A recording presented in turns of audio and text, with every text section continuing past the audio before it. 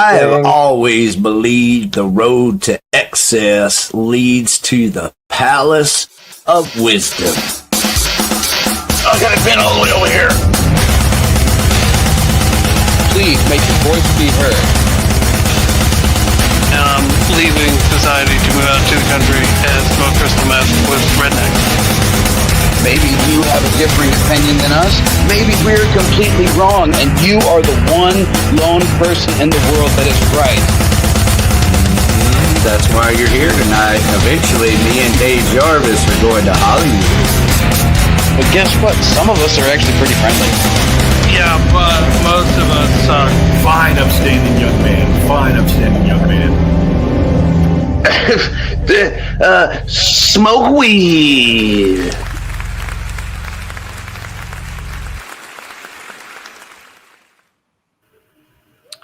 Blow your brains out every Wednesday night. Local Arlington, Dallas, Fort Worth music entertainment that can be enjoyed from the convenience of your living room on your television. And you can interact live. So this is live interactive television here by sending a comment either on YouTube or Facebook. I am Rick E. Warden. Thank you very much for being here. With us tonight is Ariel of Against All Odds. And as always, the fantastical Dave fucking Jarvis. Yes, another beautiful Wednesday with my lovely co-hosts, Ricardo Ezekiel Warden and Ariel SimCity Lasai. I don't deserve this podcast, but I have a urinary tract infection, and I don't deserve that either. Hello, Brainiacs. This is your weekly dose of rim rash and stank on the hang low. Before I refuse to take your questions, I have an opening statement. I can see my troubles reflected in the bubbles of my drink. No man should be forced to watch his son play clarinet and sink. Unwanted jitters shake up the delicious beer in my glass. So peace on earth or I'll beat your ass. Folks, Will Rogers used to say, I never met a man I didn't like. I say I have yet to meet a man I truly liked. Will Rogers made a lot of money. I am going to die broke. But we all die broke, if not broken. Music and this podcast is the only way for me. And if they burn me at the stake, I won't consider myself a saint. It's just a matter of doing what you want to do.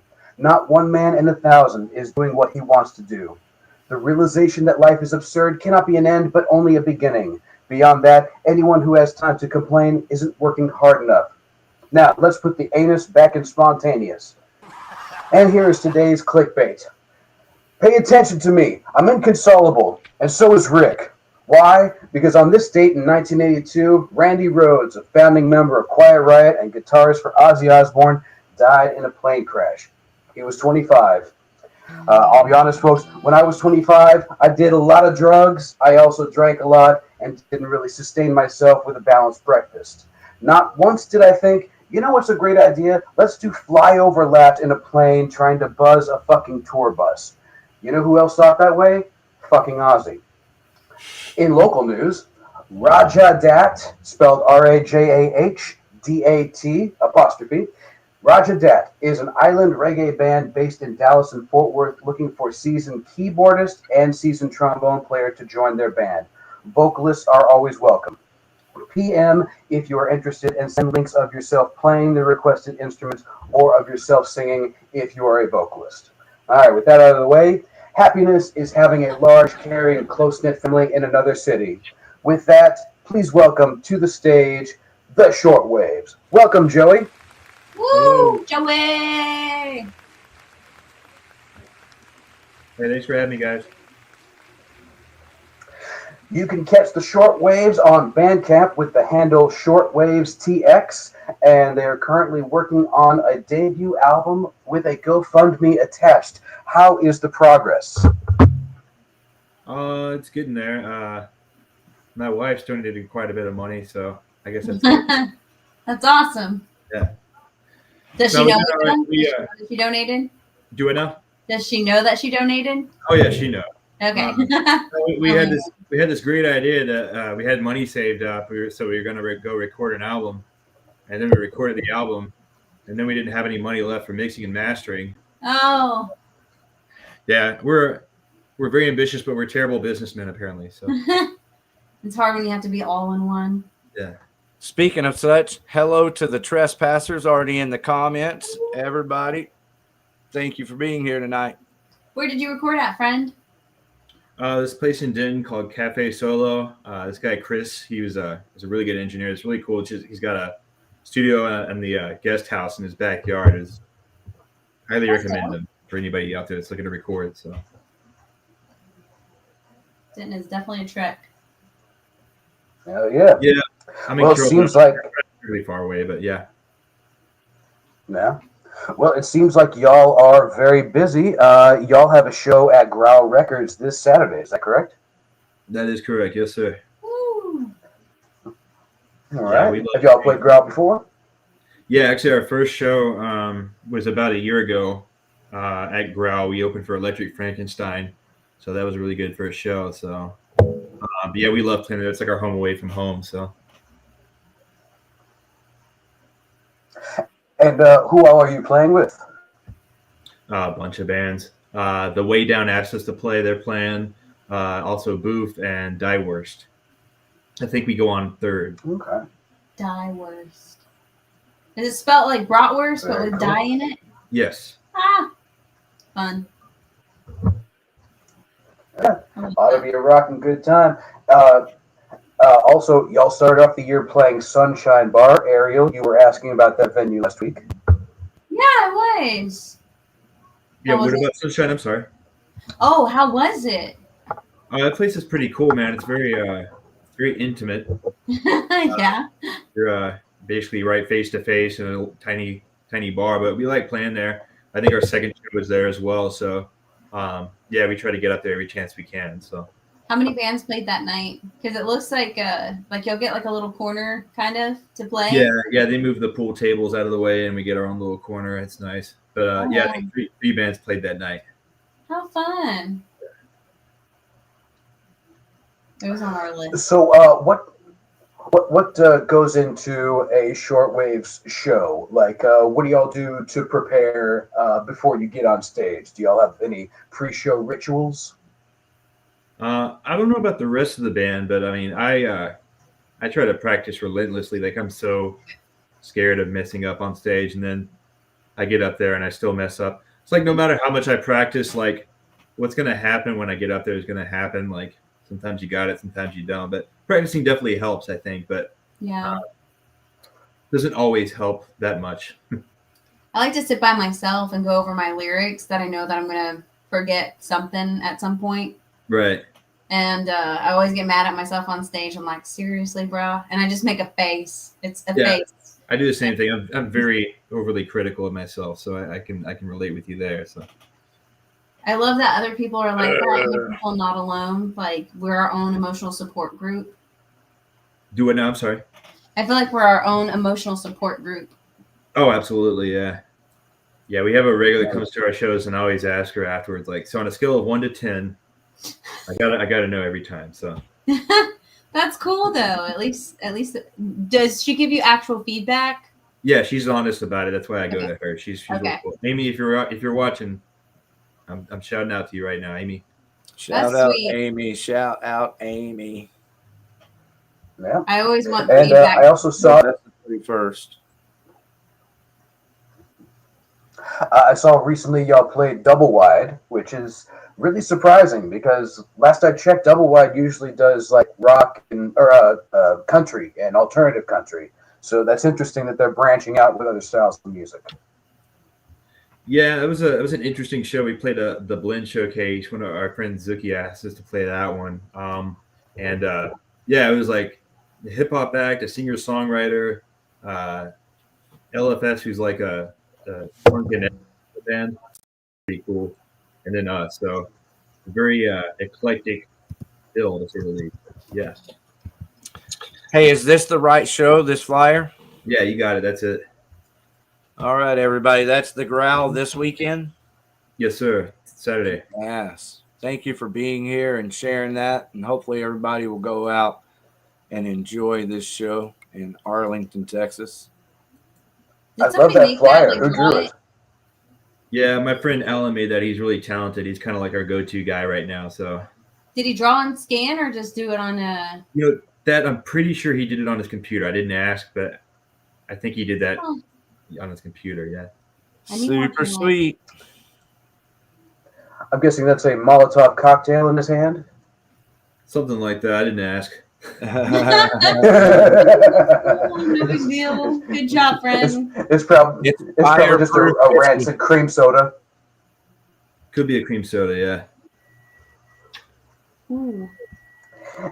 And I love that the speaker box head is also a master of karate. Right.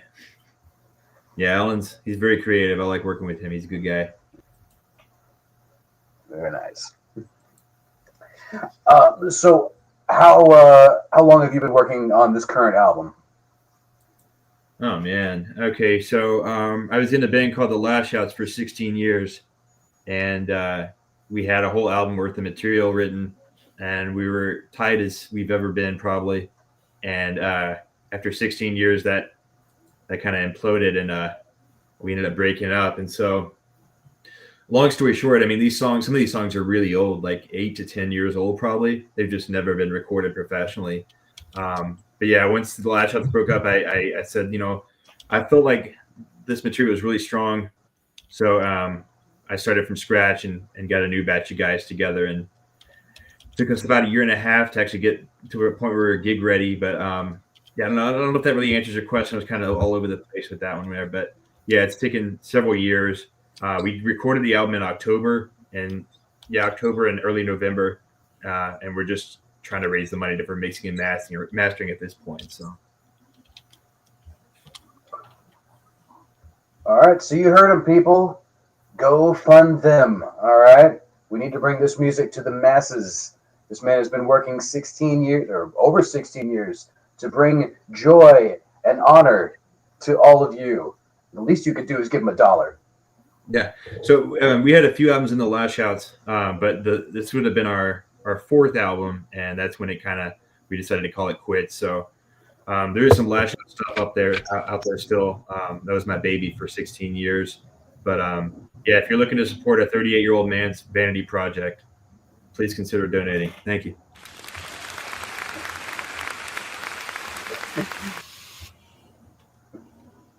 Are you and the old man still cool, or was it a rough, tumultuous falling out? Okay, good. No, we're very cool. They were all groomsmen at my wedding, which took place after the band had broken up. Like, yeah, we're still very, very tight. I'll send them stuff that I demoed at the house to see what they think. Yeah, we're very cool. No hard feelings there. You got married recently. Congratulations. Thank you. Was it a punk rock wedding? It was pretty punk rock. There was some. I basically insisted on being in charge of the music for the wedding. This was the playlist. A lot of Descendants and Hagfish made an appearance a few times, and Forgotten Rebels. I'm just thinking of some bands off the top of my head, but yeah, it was a pretty punk rock wedding. Kick ass. Love that. Oh, yeah. I've been curious about Bandcamp.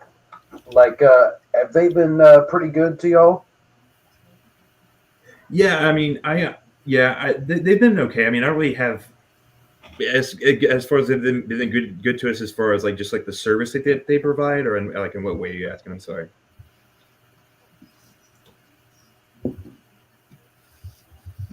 Okay.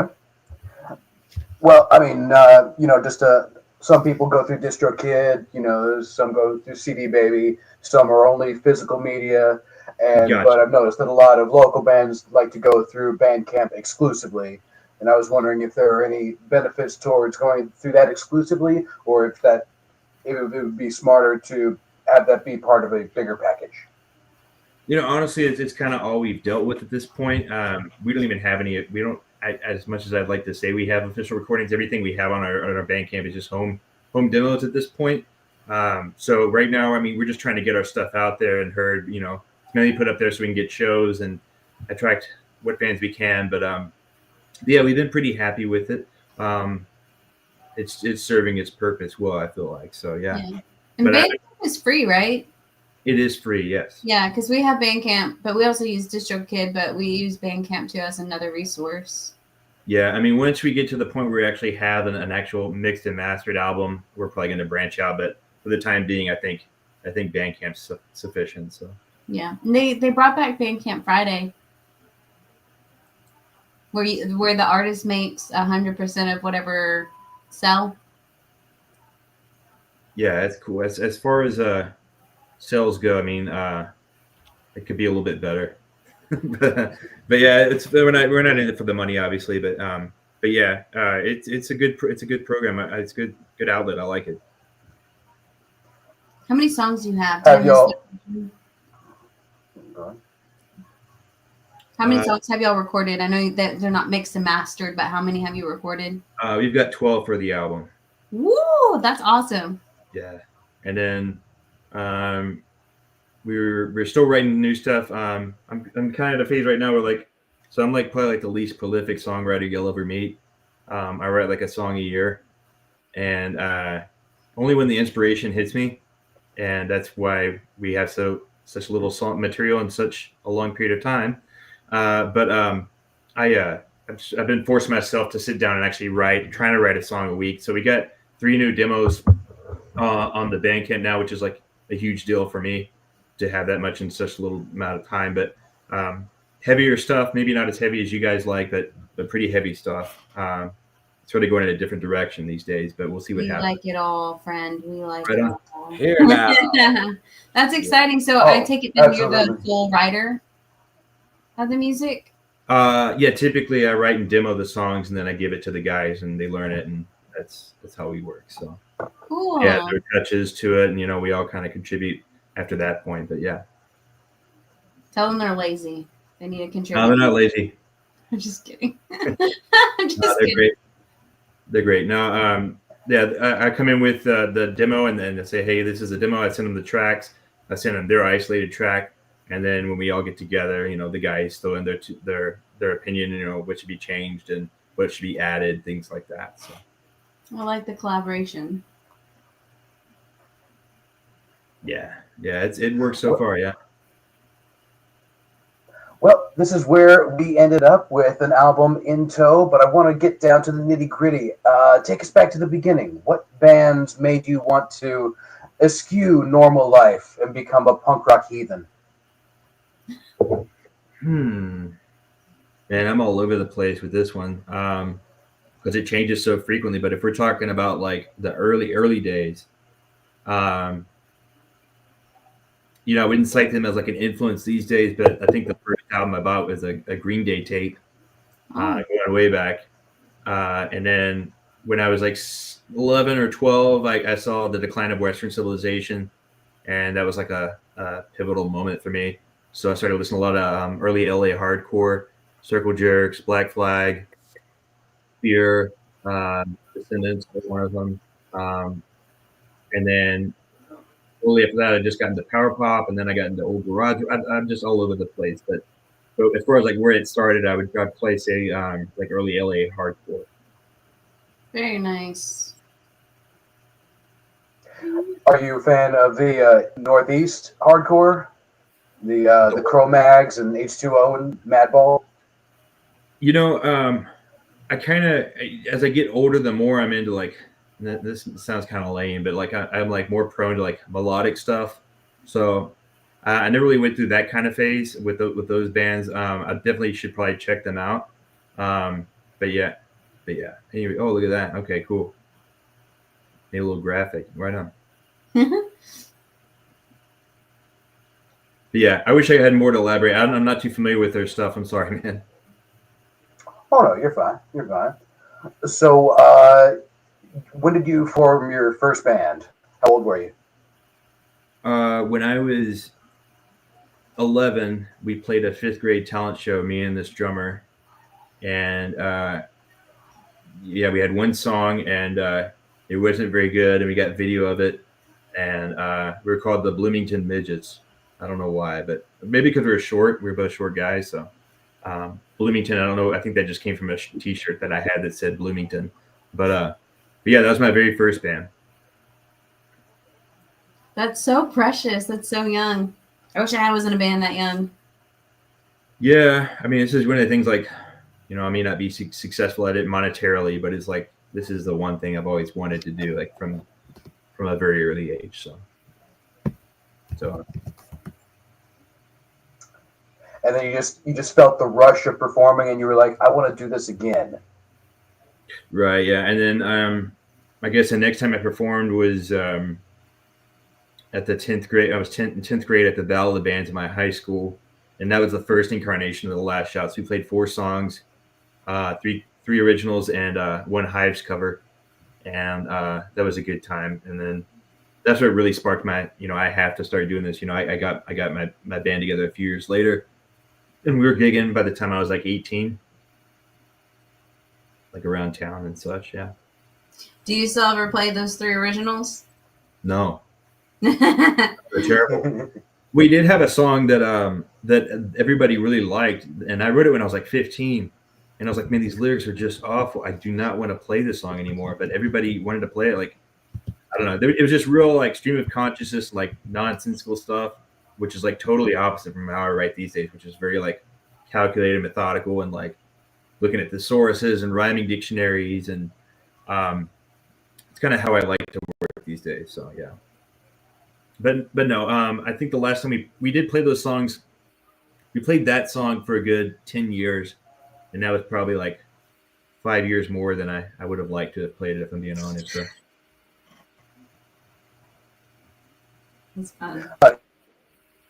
You said you were gigging at 18, which would have been roughly about 20 years ago. So I remember DFW was highly populated by like heavy metalcore bands. Did you find it difficult to find gigs?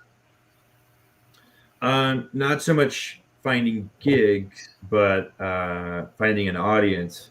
I think things have really picked up in like Fort Worth and Arlington, especially these last few years. Things look to be really good out there. But at the time, Dallas was pretty much dead. It was sort of that post 90s boom when like nothing was going on in Dallas at that time. So yeah, we played a lot of shows to, 2 people or 3 people sometimes, but those are fun days. So It's intimate. I like to make eye contact with everybody when I'm in a show.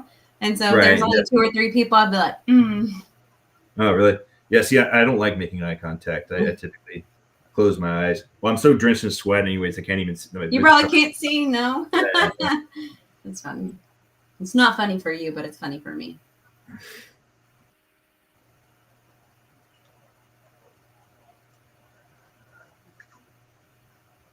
There it is. Okay.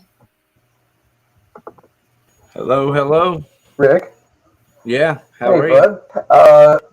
I'm good. I know you have some past experience with the DFW scene. What do you remember about 20 years ago?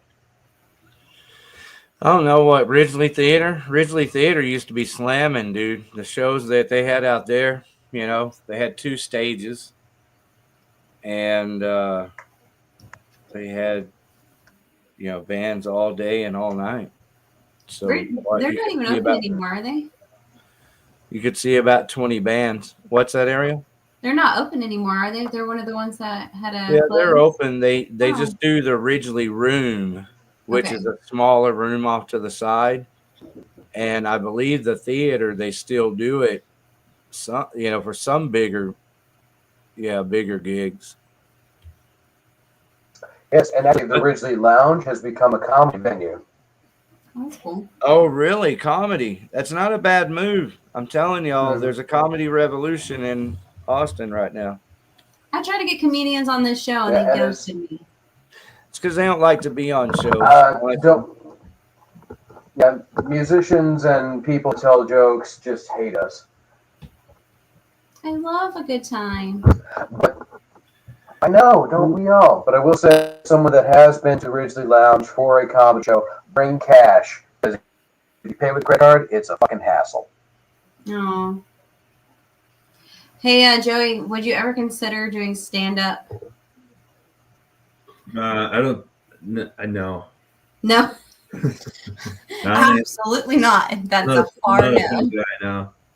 No, I'm not funny. I'm not. I don't know, man. I'm pretty. I have a really dry sense of humor, and like only I think my jokes are funny typically. So I think my jokes are funny too. I don't know. Well, you should do stand up. Well, your jokes probably are funny. In my mind, there, yeah. My husband doesn't think I'm very funny, and I love every single second in my head. So, Well, like it or not, comedy is a performance. So you have to like write it all down and rehearse it and do it naturally. But yeah, not laugh at your own jokes. That's a problem. That's why you have to go out and try them and see which ones work and which ones don't. But you can do it. Joey, what does your wife do for a living? She's a florist. Florist. Ooh. Sweet. Yeah, I don't know. I think you gotta have some real courage to do stand up. Like performing in a rock band is a lot different when you got like 3 other dudes behind you and like 100 watts of power. That you're Yeah. playing. Oh yeah. Mm-hmm. It's just me and a microphone. Holy shit. Oh, I don't know. I always thought that I could possibly do stand up, but I feel like I would blank because I would want to be one of those comedians that didn't necessarily rehearse, but kind of like fed off of the crowd. Yeah. Because sometimes when I'm in a group of people and my sarcasm gets going and they start laughing, I'm like, oh man, I could totally nail it as a comic. But I realize conversation is different than performing. Right. Yeah. Then. Yeah, that's where they get you, right? All right, Ariel, can you catch up on the chats with me here? Yes. Days X says he loves when comedians laugh at their own jokes. It's kind of funny. I think there's one comedian that's like, huh? He laughs like every single punch. It depends on if they have a good fucking laugh or not. All right. Now we're all going to start laughing at Rick. See, even if you try your best, it's still funny and everybody laughs. And then you laugh, and then everybody laughs again. Yeah.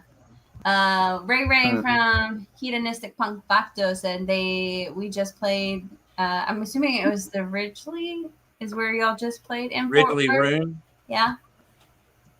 And then Days X says he loves to stare the drummer down. He does. I have pictures of him staring at other drummers while they play, and it's very creepy.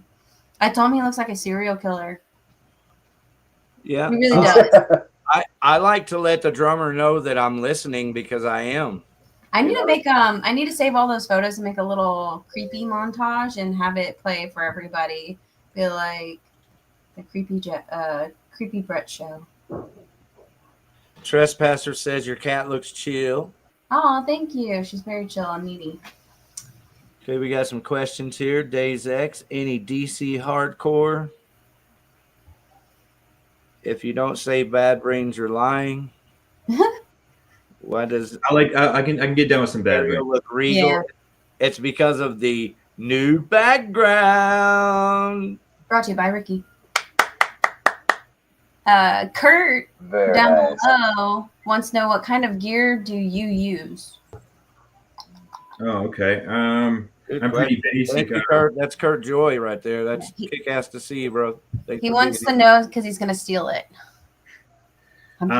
So I play. I've played the same Les Paul Jr. for since I was like 14. I really like that guitar. I only play Les Paul Jr.'s pretty much. It's when it feels right to me. I can't play you very well if I'm playing any other type of guitar for some reason. I use that. I got a Marshall 412 cab, and we use this little head. It's a Fender Rock Pro. It's a very cheap head, but I love the way it sounds, and I've been using that for years. The other guitar player uses the same head as well. Very cool. Put that thing, the gain up to 10, and we're good to go. So plug and go. Yeah, so we were talking about stand-up comedy, and it's interesting because stand-up comedy has kind of become the new punk rock. Because if you say something the audience doesn't like, for some reason, there's montages of people in the audience just attacking the performer, which harkens back to the days of yore when the audience would attack the punk rock bands. Have you ever been attacked while playing? Have I ever been attacked? While playing. We've definitely been heckled before. I don't know if that would be considered an attack, but again, the cool thing about being in a rock band is you can just play over that stuff. Like, it's really easy to drown that shit out. But as a comedian, I'd have to come up with some kind of quip or something, Yeah, I can't hear you. You can't hear me? No. That was like to the people. Oh, gotcha. Okay. The hecklers. Sorry. Right. Yeah. I'm so convincing. This is you are. incredible. No, yeah. I mean, typically if somebody starts heckling us, we just go into the next song. So, man, I've got a career in acting next. This is awesome. I'm just a little slow. That's all. I am too. Fine. There we go. So we've spoken at length about the artists you look up to. Who are some of the great talents that you look down upon? Down on? Some of the great talents that I look down upon. And, okay. Black out this section live. I'm playing, man. You don't have to actually answer that. All right. I mean, there's plenty, but I don't like being missed. I want to be the negative guy, So. Yeah. I do. Yeah, you're good. Yeah. Okay. Who do we have? That's Ken Clarkson. I'm Dave, sorry. you're breaking up. Dave Jarvis, Nope. you might need to log out and log back in, brother. Why is that? You're breaking Can't up hear a little bit. Yeah, you're breaking up a little bit, but then sometimes we actually lose you for a second. So my drummer wants you. He wants you to do a favor for him to convince me to dive into the drums on stage, which that's a bad idea.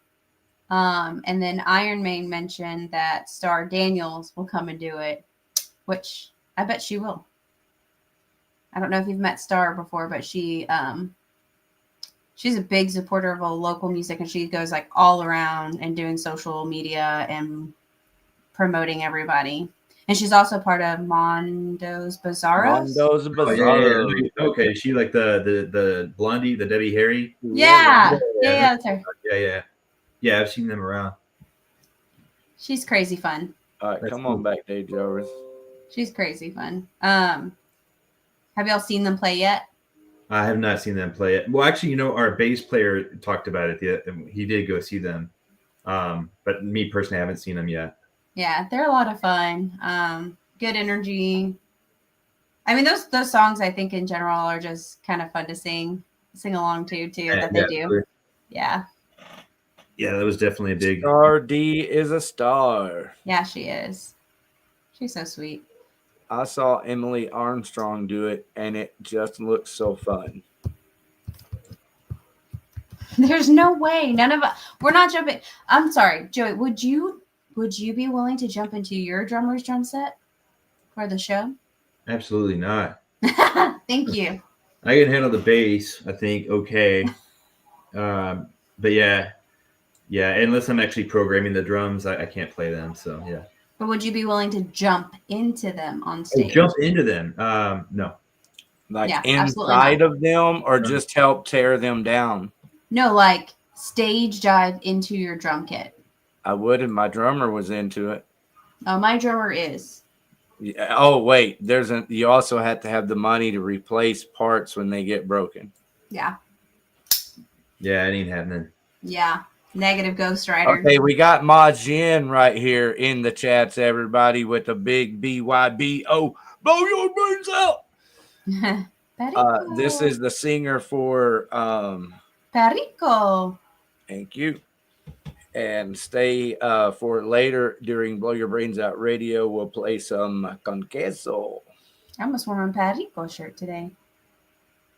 Okay, so tell me, do you coordinate all your outfits with your glasses? Are those real glasses? I'm going to leave it at 2 questions. Yeah, these are real glasses. And yes, I do coordinate everything, and it's a problem. I love that, though. I really genuinely love that. Thank you. Because most people don't. Like, I have one set of glasses, and they don't go with everything. But I still wear them with everything. But yeah. Yeah, I got. It's a problem. I got too many glasses. Well, that's like Dave. He's clearing his nostrils there. Hopefully, if they're does- prescription, that they don't cost you too much. No, there's a. Yeah, and there's a website called. Here I am dropping. I don't know if I can do product placement here. There's a website called ZLul. These frames are like $7. So Oh wow! yeah, they're really cheap and they look cheap. You can tell, but no, Well, all from about- here they look all about- great. I'm about quantity, not quality. So Yeah. What you can pick them up at Party City right now, 80% off on their going out of business sale. there you go. Oh damn. Do you coordinate outfits on stage too with your bandmates? Yeah, we kind of fell into that. So our first show, we decided to wear all black, red, and white were our 3 colors, and we just try to stick with that. Most of the other guys just wear black, but yeah, I try to change it up. So Pretty generic. I love it. Yeah, I tell the guys to wear all black. Yeah, we got, until they're like, I don't know, two- man. we got two former goth teenagers in the band, so they've kind of Oh, stuck with that same style for a little bit. But yeah, that's their wardrobe. It's fine. yeah. What's it? Dress for the job that you want. Right. Come walking in like a Wreck-It Ralph. Oh, Wreck-It. I'm kidding. Yeah, no, but me, I'm a bit of a dadaist. That's why I dress real colorful. So I don't know, just what I'm into right now. So I'm totally into it, bro. I'm Thanks, an man. artist. I've been into color all my life. Black, of course, is the baddest ass color in the world because it makes every other color look so kick ass. But look at that purple. Yeah. Purple. yeah, it's badass. Your yellow is hot, dude. I dig it. Thanks, man. Do you have a color that you that speaks to you? Like I love purple, right? Obviously, but Yeah, probably. Man, I really like fall colors, brown and khaki and tan. That's my jam. Did y'all see that? Yeah. Majin here, singer of Puerto Rico, says that's why I dress like a Power Ranger. All right. it's morphin' time. Black and hot pink is the best combo. That's so punk rock. Not Dragon gonna argue. Zord. Not gonna argue.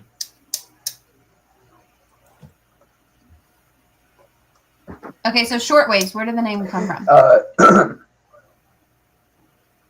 So I don't know. I had a long list of band names for this one, but I've always been interested in radio. I know very little about it, but yeah, shortwave radio is basically where it comes from. I was a ham radio guy for a little bit, but I don't know. We just thought it sounded kind of power poppy, and which is kind of the sound that we were going for at the time, but and still are. But we write a lot about technology, specifically like information age, like I don't know, like dial-up modems and fax machines and Super Nintendo. That sort of thing is sort of our jam, as far as songwriting goes. So it just fit the lyrical content, and it sounded kind of like a power poppy band. So that's where we came from. Yeah, I can dig that.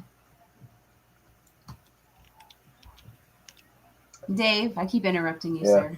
When oh no, you're fine. I was just gonna say when choosing between two evils, always pick the one you've never tried before. Okay. Right. So Kurt wants to know, what do you think of AI?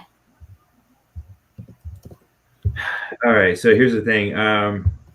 Disclosure. You can look at our Bandkit page, and like we got a lot of artwork that's AI generated because we are not very good at that sort of thing. But we got a guy now, as you can see. AI is interesting. I don't like it.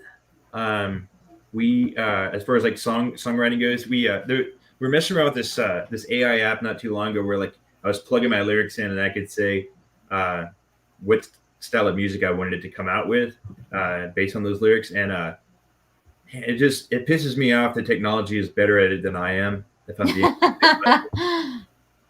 these songs were fucking great, but they're soulless at the end of the day. So True.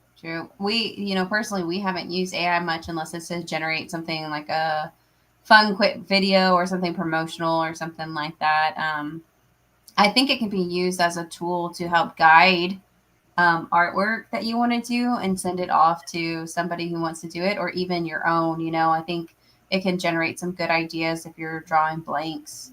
So yeah, I'm not opposed to it, but I don't think I personally wouldn't rely on it 100%. Yeah, absolutely. It's entertaining. Like I said, like we were doing like polka versions of our songs and like 1940s big band versions of our songs. And I'll be honest, I was hooked on it for a few days, and then I kind of got burnt out on it. But yeah. And you have to be very specific. It looks like I haven't ventured much, but some of the guys have tried to pull photos and stuff to help with making flyers, and sometimes it matters on like specificity, right? So if you want like flames in your hand or something like that, sometimes it'll generate from your mouth, and it's like, no, not what I wanted. Right. That's not my hands, but it's hands over here that somebody else has, Yeah, exactly.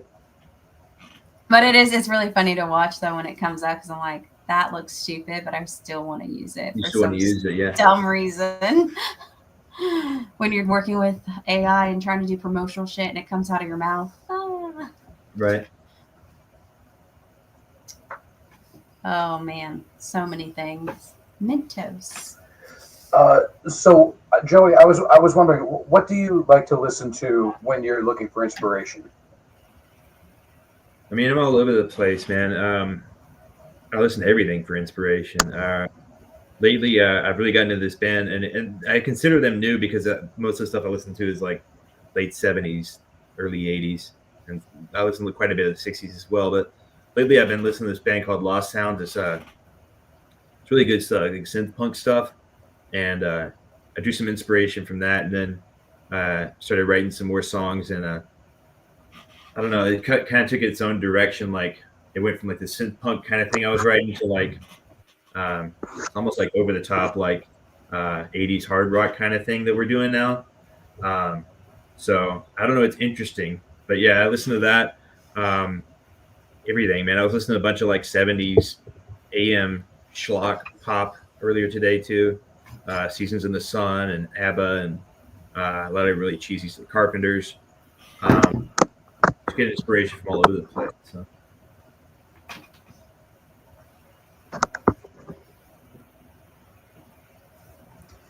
Do you pick something in particular whenever you get inspired to write about, like a mood? Or I know you said you guys were writing about specific things earlier, but do you hear something and then think about something and try to solely focus on that, or do you let the music kind of just guide you in the direction that you want it to go? And typically, I come up with the chorus first. Okay. And everything just is built upon Falls that. into place. Yeah. Yeah. So the thing is, like, once I get in that mode, like, there's no coming out of it until the finished product is in WAV format on my laptop. So that could be days. Yeah. So I don't know, man. Like, yeah, I'm just constantly going it over and over in my head of how things should be, rearranging things. But yeah, typically it starts with the chorus, and then the hardest thing is writing the verses, the lyrics for the verses. I really struggle with that. But as far as like content goes, like I said, we read a lot about technology. We read a lot about neurosis and mental health. That's a big one for me in the plethora of psych meds that I'm on. So yeah. I like how you slightly giggle. Oh yeah. I think so. Like, I have an anger issue, is what a lot of my friends. I'm not really an angry person, but a lot of my songs are angry. But that's how I get my like mental health in check, because Sure. I use my writing and my music as therapy. And Yeah. oftentimes, a lot of things in the day really piss me off. And I am a dental hygienist, so I have to smile and be like, "Oh yeah, you don't have gum disease. That's why Yeah. your gum bleed." Like, just Yeah. be like, pretend that I'm this person sometimes that I'm not, and I have to get out that little rage monster because nobody deserves to be raged on. Yeah, exactly. No, I Some think people do. Paul McCartney said he doesn't go to therapy because he has music. He said that's basically his therapy. So Yeah. yeah, I can feel that. Yeah. I've been to like counselors and stuff before, and they're like, write it out. And I go, bro, I already do that. You want to talk about it? No, I don't want to talk about it. Oh yeah. I'm a silent person. I like to go grieve in a corner by myself, and then when I'm done crying about it, I'll come back out. It's fine. Right. It's totally fine. Yeah, I feel you. I went to counseling a little bit. I don't know, just give me head meds. I don't know. I haven't had very good experience with counseling. Anyways, we're getting like Head really meds. personal here, so I'm gonna back off of it. No more real talk. Going. And we're back. Okay. Well, well, you know what they say: happiness is your dentist telling you it won't hurt, and then having him catch his hand in the drill. Ha. That's funny. That's fun. So do you guys plan on trying to play out of the DFW area, or y'all are just gonna hang around here for a little bit? What's the ideas? We haven't talked about it too much. I think right now, I mean, our main focus is getting this album out of the way. We're really focused on that. We got the rough mixes already, and just ready to unleash those upon the public. But yeah, I mean, if we were to play outside of Dallas, I would assume just some small Texas tours, maybe hit up, Oklahoma City or Oklahoma or maybe Fayetteville or Memphis. With my last band hit up those like a little southern tour for a few days. But nothing like really major. We all have jobs, and some of us have families, and we're not that young anymore, to be honest with you. So we don't really have that in us anymore, I don't think. But we'll see. You never know. You never know. That's fun. Is the dream to make it big, or just to play your music until your heart's content? Maybe when I was younger, it's definitely to make it big, and now it's just like I just have to do it. Yeah, it's like there's not a. As long as I have to have this outlet of some sort. If I'm playing for 100 people or 2 people, I still have to get up there and perform. It's what keeps me going. So I love that. Is there a Shortwaves YouTube channel?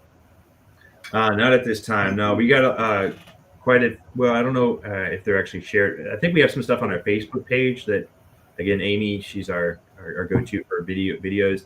She may have put some stuff on there, but as of right now, we don't have a YouTube channel now.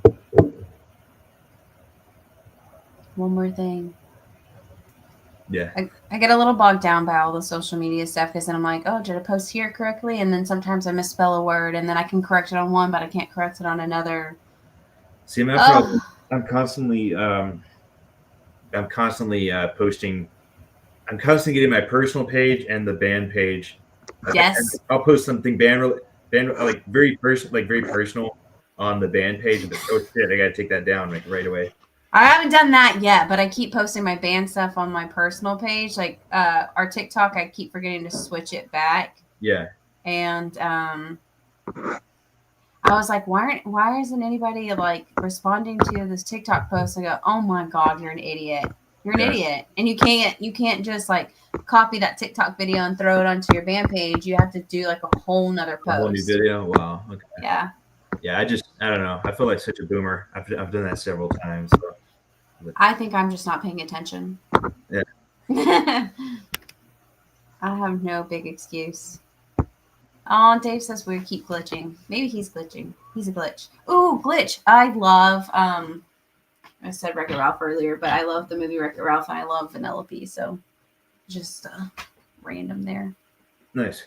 I haven't seen that one. You haven't seen Wreck-It Ralph? Uh. Oh, my Lanta. Oh my. I was a big retro gamer guy for a long time actually. And I fell out of it. I don't know why I haven't seen that movie. You should watch it. It would make my personality make more sense to people if they did. Okay, I'll have to check it out. I felt like they captured who I was and put it in a cartoon, and I was like, this is fantastic. Retro games. Okay, so have you been to Cidercade in Bishop Arts? Okay. Yeah, it's a good place. I also like why am I drawing a blank here? I think it's in Richardson. It's called, is it Free Play Arcade? Free Play. Yep, we've been there. Yeah. That place rules. Yeah. I like that place a lot. They're pretty dope. The food's good there too if you hang out there long enough. Good. Mm-hmm. Yeah, we went to some place across the street. It's called like OMG Tacos.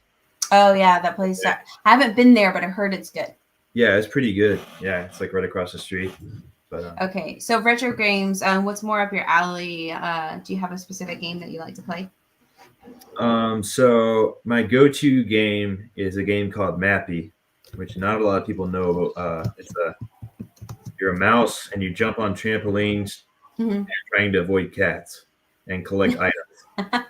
And that game ruled. I love the game. There's just so much strategy involved in like memorizing what's going to happen next. Yeah, exactly. Because everything was, there's very little differentiation back then. It was all very programmed, I guess. I don't know.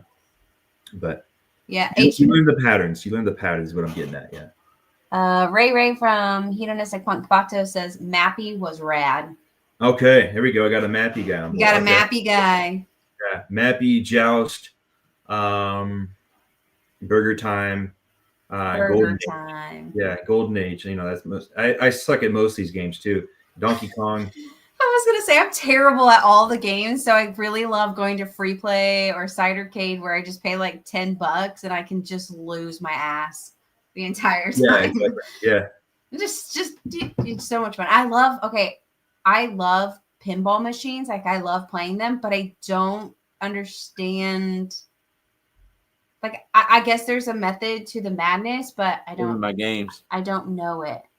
Yeah, I'm sorry. I'm distracted by Dig Dug and Q-Bert over here. Those are great. Those are great. Oh, Q-Bert. Oh, Q-Bert's in Wreck-It Ralph. I love Wreck-It Ralph. All right, the next time I see you, you're gonna have to watch it. All right, I'll check it out. Wreck-It Ralph works. The internet is key too, but the first one's better. What's up, Rick? I said you're so kick-ass. Where is Dave Jarvis? He says he's glitching. That's where I got Wreck-It Ralph. So he's hopefully gonna hop back on. Maybe it's the wind. The wind's been very, very brutal. Yeah, it's blowing brutal here too. Yeah, Donkey Kong. I could beat that in Mario Brothers. Dig Dug. Okay. Got some Dig Dug fans. Yeah, Dig Dug's a jam for sure. Wow. This is fun. I feel like I'm getting a little bit of insight into people's psyche here on like the games that they like to play. I was great at Tetris. Okay, Tetris is another one. I was so good at that game. This is Defender. Okay, the Trespassers in with Defender. Do y'all remember Mortal Kombat? Yeah. Didn't really know how to play that, but just like clicking all the buttons and looking really cool. Button masher game. Yeah, I hear you. Yeah, Tetris, do you remember like what level you got to by any chance? Oh god, no, I don't remember. Okay. I just remember I would just sit there and just play and play and play and play and not even realize the entire day had gone by. Yeah. I even have a little game that somebody gave me and it has multiple games on it, but Tetris, I play that not like I had to go hide it from myself. I currently don't know where it is in my office because I hid it, slept, and then I don't remember because I'll just sit there and I'll play it. It's addicting. Do you have Tetris streams? Tetris streams, like where you see the pieces moving like long after you stop playing the game? I have that, so. No, but I will now that you said that. All right. Things I usually don't dream about things unless it's spoken about. It's brought into the ether. I'm gonna come back and message you if I have a Tetris stream tonight. All right. And Hopefully, I won't have one yet. But yeah, that's the thing. Asteroids. We got asteroids in the house with Randy Roy of Raid. Dragon's Lair came out on disc. It was game changer. Oh, look at all of us hurting. You had to pay like $1 to play it, and then you die immediately. Yeah, I had to reminisce for a second. The joy of playing Asteroids video game. It was like one of the very, very first video games. We always played pinball, and all of a sudden a video game showed up, and it was Asteroids. So it was a lot of time and fun in that game. Centipede. I feel like Centipede was the first game that they put on a flip phone. I think that was Snake. Snake. Yeah, that's right. That's right. Illusions of Gaia. Yeah, I know what you're talking about. That's an RPG, I think. Illusions of Gaia. I think we played that. But yeah, it was my jam for a long time. Old school video games. Got a Pac-Man. Pac-Man's so cool. I love this. You guys are awesome. Look at that. I could kill Pac-Man. I could kill Pac-Man. I forget all the levels, but I could do them all. Like they all had patterns. Yeah, that's what I was looking for. I was drawing a blank earlier, like when I was saying like it's program, like patterns is what I'm looking for. Yeah, they all had patterns that if you just knew the damn pattern, you could do it. And I played it so much, I learned them all. Well, what's interesting is all these games, they weren't like computer generated. Like somebody had to sit down and think these out and create and code these games. Sure. So just to be able to do that, I don't think most people. Does anybody code anymore? Do you even code? Yeah, I'm not the one to ask that question. So. No. My brother's in tech, and he tried to teach me how to code, how to do tic-tac-toe, and I go, nah. And then he coded Pong. Oh, what does the coding? AI? AI can code. No, but he did it like all the ones and zeros. He would sit there and code everything. Because, like, I know people that used to code. I think if I could be anything else in this world, I always thought it would be cool. I don't know if you watch the movie Hackers, but I always thought it'd be cool to be a hacker. Oh yeah, sounds good. Not to destroy people's lives, like steal their money, but just to be like, oh yeah, I'm good at like dope at hacking. You know, just be. Have you watched Hackers recently? This is Ariel, our white witch of the show. Of course, God. She means all of her power for good for all. All for good. Yep. All for good. There you go. Have you watched Hackers recently, though, Ariel? Yes, I have it on DVD. Okay, that was my jam back when I was like 11. Man, I love Hackers. It used to come on cable all the time. That was before Angelina Jolie got big. Yes. And I was so obsessive, man. I had such a crush on her that they had the TV guides that would come out every week in the newspaper, and in the back it had the list of all the movies for the entire week and the stars of those movies, and I would go through each one looking for Angelina Jolie. That's precious. It's kind of weird, but yeah, thank you. Flashback. No, I love that movie. Half the Planet. Yeah. But yeah, I would only use my hacking skills for good. The good of humankind. Of course, yes. We agree. We know. Like if I had optimal powers in this world, it would only be for good. I have 0 powers, and I still try to use them for good. Right. I'm a woman. Maybe it's a power of seduction. I don't know. Is that still a thing these days? Use it to my advantage. Yeah, we already knew you would use your powers for good. Dave said he's back. All right. Okay, let me get out of what I'm doing here. I'm hogging his show. Yes, Jerry, this has been fun getting to know you. Jarvis is back, motherfuckers. All right. How's that? Oh, that's better. Let's try. All right, let's try that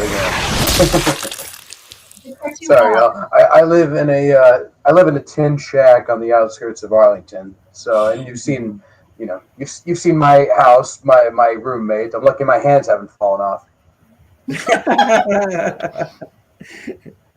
Your roommate and his lovely dog. Well, Dave, Him's a sweet old boy. Yes, He is I sweet. understand y'all were talking about video games, Yes, He is I sweet. understand y'all were talking about video games, and I'm really Yes. sad that I missed that conversation because I used to go to town on some fucking Simpsons arcade game back in the early '90s. Okay, If any of that's a y'all good remember one. that one, That's a Yeah. classic. Yeah. I don't yeah, remember Deal. Dealer McDope. yeah, and Yeah, then at a certain point, I started challenging people in air hockey. Do arcades still have air hockey? Some Mhm. do. oh yeah, hell yeah. People get violent with that though. Alley Cats does. They have the good tables. Define a good table. Yeah, you ever want to go play, Dave? I'll play with you, baby. I'll play with you some air hockey at Alley Cats. It's right Bring there it on! near the mall off of Cooper Street. Air hockey genuinely scares me. I think somebody's trying to take my fingers away from me. And they might be. No, it's just how the game's played. Well, Violently? all right, I'll play air hockey with Rick, and then we can do some putt with Ariel. Taking a swing at a fucking windmill. I wish. Do y'all remember Happy Gilmore? Of course. I wish that we had a place in Texas nearby that had those windmills or a clown that would spit the ball back at you. You're gonna die, clown. I mean, I think it would be fun. The courses man. at Ellen, Alright. you remember Ellen's Fairway? Mm-hmm. Damn it. They had really good mini golf. I haven't been. I'm not iron horny though. I don't get out much. Our Yeah, putt shut down. I don't even know if that place is there anymore, but it was cool, man. They had like a reunion tower course. Oh, Like you shoot the ball, and once it gets in the little hole, the ball goes up to the top of the tower. It's pretty cool. that's so cool. I played at. Have any of y'all ever been to Sandy Lake Amusement Park? It's not there anymore. Yeah, that was my jam. Okay. Yeah. Do you remember they have putt and it's so janky, and one of them you had to like hit up a hill and it zigzagged? That sounds about right. I don't remember it, but I mean, from what I remember about that place, yeah, that sounds about right. Okay, so the one time we played that course, I watched my husband play that hole and then my little brother, and I saw how much they struggled, and I go, fuck it. And I just like whacked the S out of it, and it goes ding, ding, ding, ding, hits off of a tree, and then gets back on course, and then rolls down into the hole, and I got a hole in one. I go, Oh man, that counts. That counts. I know it went out of bounds like 5 times, but that totally Right. counts. right? Did y'all do the scary monster ride? Yes. Little Were you? Cape? Yes. Yep. I wrote it like 3 times, and my husband wrote it, and he was like, Ariel, no more. And I was like, this is so fun. He's like, because you're gonna die. Like you're gonna die on this ride. Did the guy that works, did the attendant like have like a little mask that he tries to scare you at the very end? He pulls out the mask right as you're getting out. No, I didn't have Scary Mask Guy. Yeah. Anyways, I don't know. Yeah. Fun times. And Sandy Lake. Sad it's gone. Oh well, say I love you. Have y'all ever played real golf? Like 18 holes on a large green with a bunch of people with tucked in polo shirts? Nope. I have not. I do not have the attention span for that. Have you, Dave? No, but I used to hang out over at this apartment that was over on the corner of Collins and Brown, and adjacent to that apartment was the beginning of a hole, and it was well within eyeshot. So a lot of my friends would slingshot rocks at the people that would be setting up and shooting over there. And yeah, That's so punk. yeah, folks got into a lot of trouble over there, but what were they going to do? There was like 20 of us, like 3 of them. Yeah. Well, probably. while you young boys were breaking their windows, I was inside the house repairing their walls and painting. Someone's got to I do it. painted a lot of houses on every golf course around Mansfield and Arlington. Nice. Trespassers has a question. Joey, what are your top 3 local punk bands? Oh man. Of all time? or that are playing right now. I don't know how quickly. Can we do both? Can you do of all time and then right now, maybe? Okay, so Hagfish is I up there. didn't know that, Randy boy. Hagfish. Hagfish is up there. Marksmen, they're from Denton. I don't know if that classifies, but Marksmen are up there. Okay. Bad Sports are up there. I know I'm missing like so many bands. This is not good. If you want to consider them a punk band, I think Bob Goblin is really like phenomenal. Bob Goblin. I love it. Yeah. As All far as hail the mighty Gob. bands that are playing right now, there's a band called Dead Words that just kind of disappeared. I really like that band.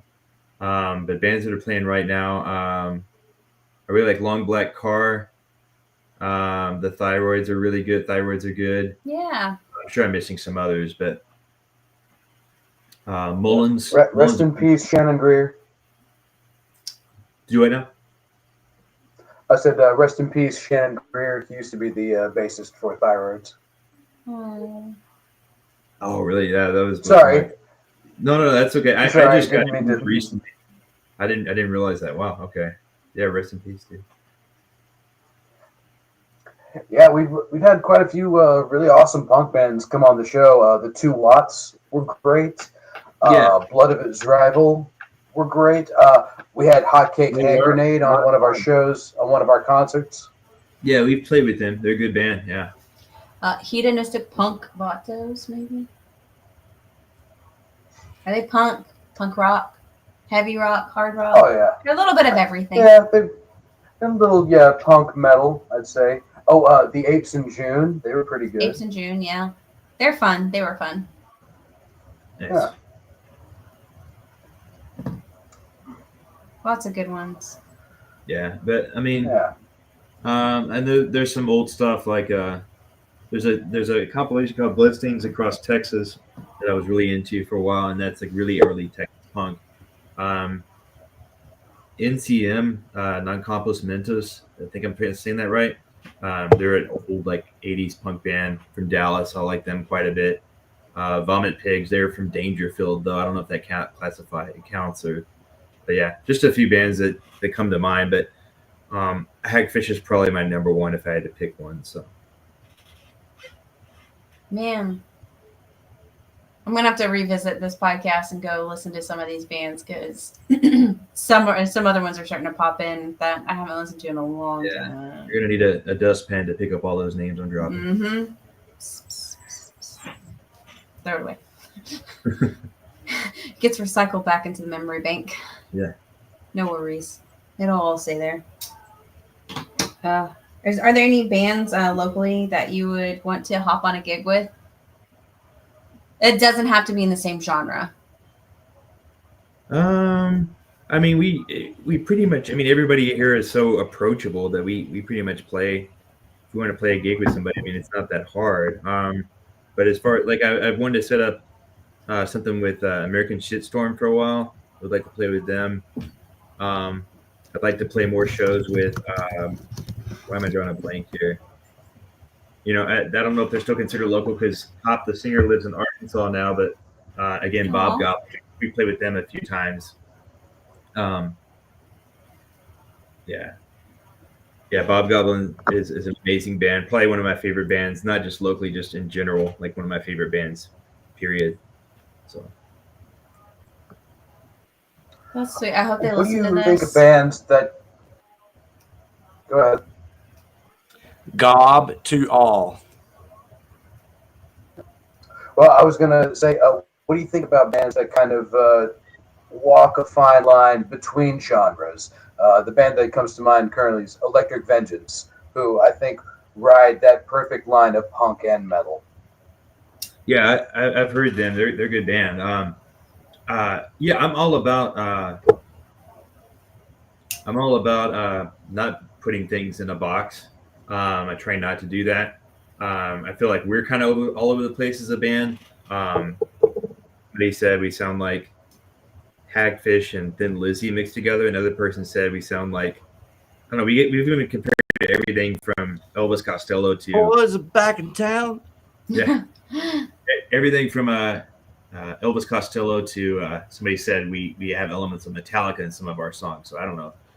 We're kind of all over the place. So yeah, I'm all about that. Especially throwing curveballs in the middle of the song, completely switching genres on people. I'm all about that. So. Dude, that first Elvis Costello album. Thank you for that super chat. Thanks, Ray Ray.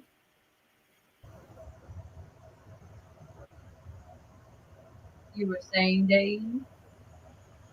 Oh, I was just saying that first Elvis Costello album is so absolutely like perfect. It's definitely one of those perfect albums. Wait until the end of the world, and I'm not angry anymore, but it's an angry song. I love Elvis Costello. He's so great. Right. Have you heard? Have you ever listened to Any Trouble? No. It's Clive Gregson. It's very Elvis Costello-esque, but like every song on that first album sounds like it could be a single. It's really good stuff. Huh. They're on Stiff Records too, I think so. That's good. I'll listen. Ooh, there we go. Have y'all ever thought about starting up your own label? Alternative Tentacles. I mean, that would be nice. I mean, right now we don't have enough money to even put out our own record, so. But it would be nice to do that one day. Yeah. No, that'd be fun. I would like to do that. Yeah. Do you have a name in mind? Oh boy. Well, I mean, the Last Shots, we always release things under Clam Jam Records, which, yeah. It's clever. Yeah, that has a connotation that I won't go into, but yeah. Yeah. All right. Well, let's say in a perfect world, you have your own record label. Who is the first band that you sign, local or otherwise? The first band that comes to mind, and they're doing just fine right now, I think, but it would be Radioactivity. It's a side project of Jeff Berg from the Markmen, and the guy from Bad Sports, and it's just really good, like hopeless romantic punk rock kind of stuff. I'm really into that sort of thing. So, very sensitive guy. Romantic punk. That's interesting. Yeah, a lot of love songs, a lot of unrequited love topics. Yeah. Hey, Dave Jarvis, is Worm Suicide on next week? Yes, sir. Okay, all right, take that back, Randy Roy. Randy, we will see you here next week. I forgot. I thought they were supposed to be on tonight. I knew we had a band that didn't show up, so I was just taking advantage of the opportunity to bitch and put this in the text here before my dick falls out, because that's the name of Worm Suicide songs. That's a great song. All I need is a reason, just a little excuse to quote a song like that. Them my new boys, Randy Roy says. Oh, yeah. That's awesome. So, Joey, what is on the horizon for Shortwaves beyond the album? Do y'all have any shows that are tentative or have been set up or you're working on? Yeah, we got another gig in Dallas at Armory in Deep Ellum. That's on May 3rd. It's with ex-members, Positive Shocks, who are great, like straightforward rock and roll punk band. I'm probably gonna butcher the name, but it's Leglisserie, I think is how you pronounce it. It's George Reagan, his new band, the guy from Hagfish, and Christian, the guy from White Drugs. They have a band. It's really good. We're looking forward to that one. So hopefully a music video at some point. Like I said, the artist guy I know that's been doing our art lately he does animation as well. He does a really great job, but it's just going to be like such a massive undertaking for one guy. So we're hoping we can make that work. So. Okay. And where might our audience be able to put forth money towards making this music video happen? That, I mean, we just have a GoFundMe right now. I don't know the exact web address, but that just goes straight to our album. That's pretty much our priority at this point. You know, I hate asking for handouts, but it is what it is at this point, right? I don't know. We'll take what we can get. Some people just like we're all in this donating money. together. What'd you say? Some people just like donating money from time to time. They'll just be like, "Oh, it's a random GoFundMe," and then drop $100. Yeah. Never know. I'm not that person. I don't have $100. Yeah, I'm not either. No. I just owed some money in taxes, so. See, I haven't done mine yet. I'm scared. Yeah. I feel better this year than I did last year, but. Ariel may not have $100, but she does have a brand new band T-shirt that says "Finish your whiskey." I do, and I made it myself. Okay. Nice. I'm not wearing it. I'm sorry. It's all right. I'm wearing my worn in against all odds. I got you, Ricky. I got Nice. you. Do y'all have merch? Oh, I know Joey. that y'all are. Oh, go ahead, Dave. Well, I was going to say, do you have the 411 on any new venues opening up in your neck of the woods? Man, I don't. No, I mean, we just, typically that we play the same, we play Growl quite a bit, Sunshine Bar quite a bit, the Cicada, we play that place quite a bit. And I don't know if those are typically like the three places we've been playing. We played Double Wide. We were together for a full year and we claimed Dallas as our hometown, but it took us a year to get a Dallas gig. So I don't know what that's all about, but anyways, we're excited to come back to the Armory on May 3rd. We're Dallas boys, so we want to play Dallas. So Yeah. but no, I can't. I don't know of any other venues that might be open up right now. Very cool. Sorry, Ariel, go ahead. Oh man. I forgot my question. I feel like you said something about merch. Oh, Ouch. yeah, do you have merch? Yeah, we got shirts and stickers and buttons. All that's available for mail order if anyone's interested. You can check out our music on Bandcamp if you like what you hear. Hopefully you can hit me up personally. I'm Joey Shortwave on Facebook and Instagram. So, but yeah, we got some stuff. Excellent. That's right. So everybody that's interested, it's Bandcamp and it's Shortwaves TX, all one word. Thank You you, got it. Dave. Thank you, man. Love that. Absolutely. We're all in this together, like 2020, except not. Oh, that was fun. Remember 2020? No, Doesn't it seem like forever ago? no, But it was like just the other day. no. I'm just kidding. Yeah. Yeah, It was only 5 years ago that being punk rock was wearing your mask around your chin instead of around your nose and mouth. right. Bruh. And I think at 2020, I don't know what year it was, but like it was during COVID and we had that terrible ice storm where like everything just like shut down. Nobody had power for like a week. And you guys remember that? Like the temperature was like Yes. Mm-hmm. And all of Texas froze over, and and what Ted Yeah. Cruz went to Mexico. yep, I Yeah, remember dude. that. My husband yeah. probably We made were- the most money during that time because he's a plumber.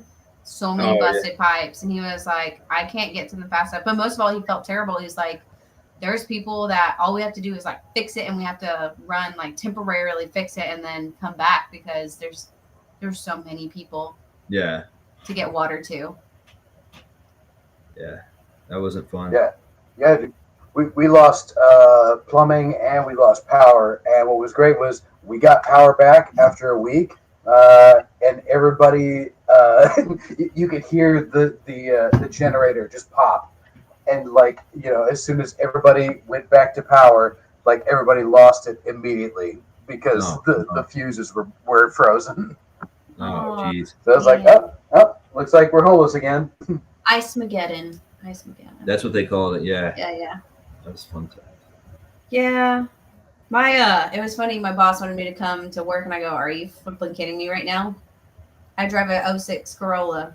Ain't no way I'm making it over a bridge. Right. Not even making it out of my garage. It won't even open. It's frozen shut, brother. Yeah. I was fortunate where I was working from home at the time, but like everybody else in my department didn't have power, which sucks for them. But it was like all the work was on me for that week. Oh, like the only one that did have power. At least I had power. I mean, I can't complain, right? I mean, yeah. True that. We have Amazon right down the road, and my husband always jokes around. They were like, they'll let a children's hospital go without power before they let Amazon go without power. I was like, ooh, not the right climate, but funny. What a great thing that came out of 2020 was all this like huge influx of new music and new musical projects that started from it, because everybody was just confined to their house, and the only contact they had was the occasional door dasher. So yeah, dude, I know that's where I started my new project. Did you come across a whole slew of new songs being confined to the house? Not really, man. I mean, that's a big inspiration for a lot of people, but like for me, like getting outside, like traveling, that's what really, I don't know, for some reason traveling, seeing new places, that really stimulates my my creative area. I don't know. But yeah, I wrote a few songs, but like I said, I mean, I'm just now recently starting to really force myself to write songs at age 38 instead of just waiting for the inspiration. So yeah, it's going good so far. Like I said, we got 3 new ones. They're all on our Bandcamp page.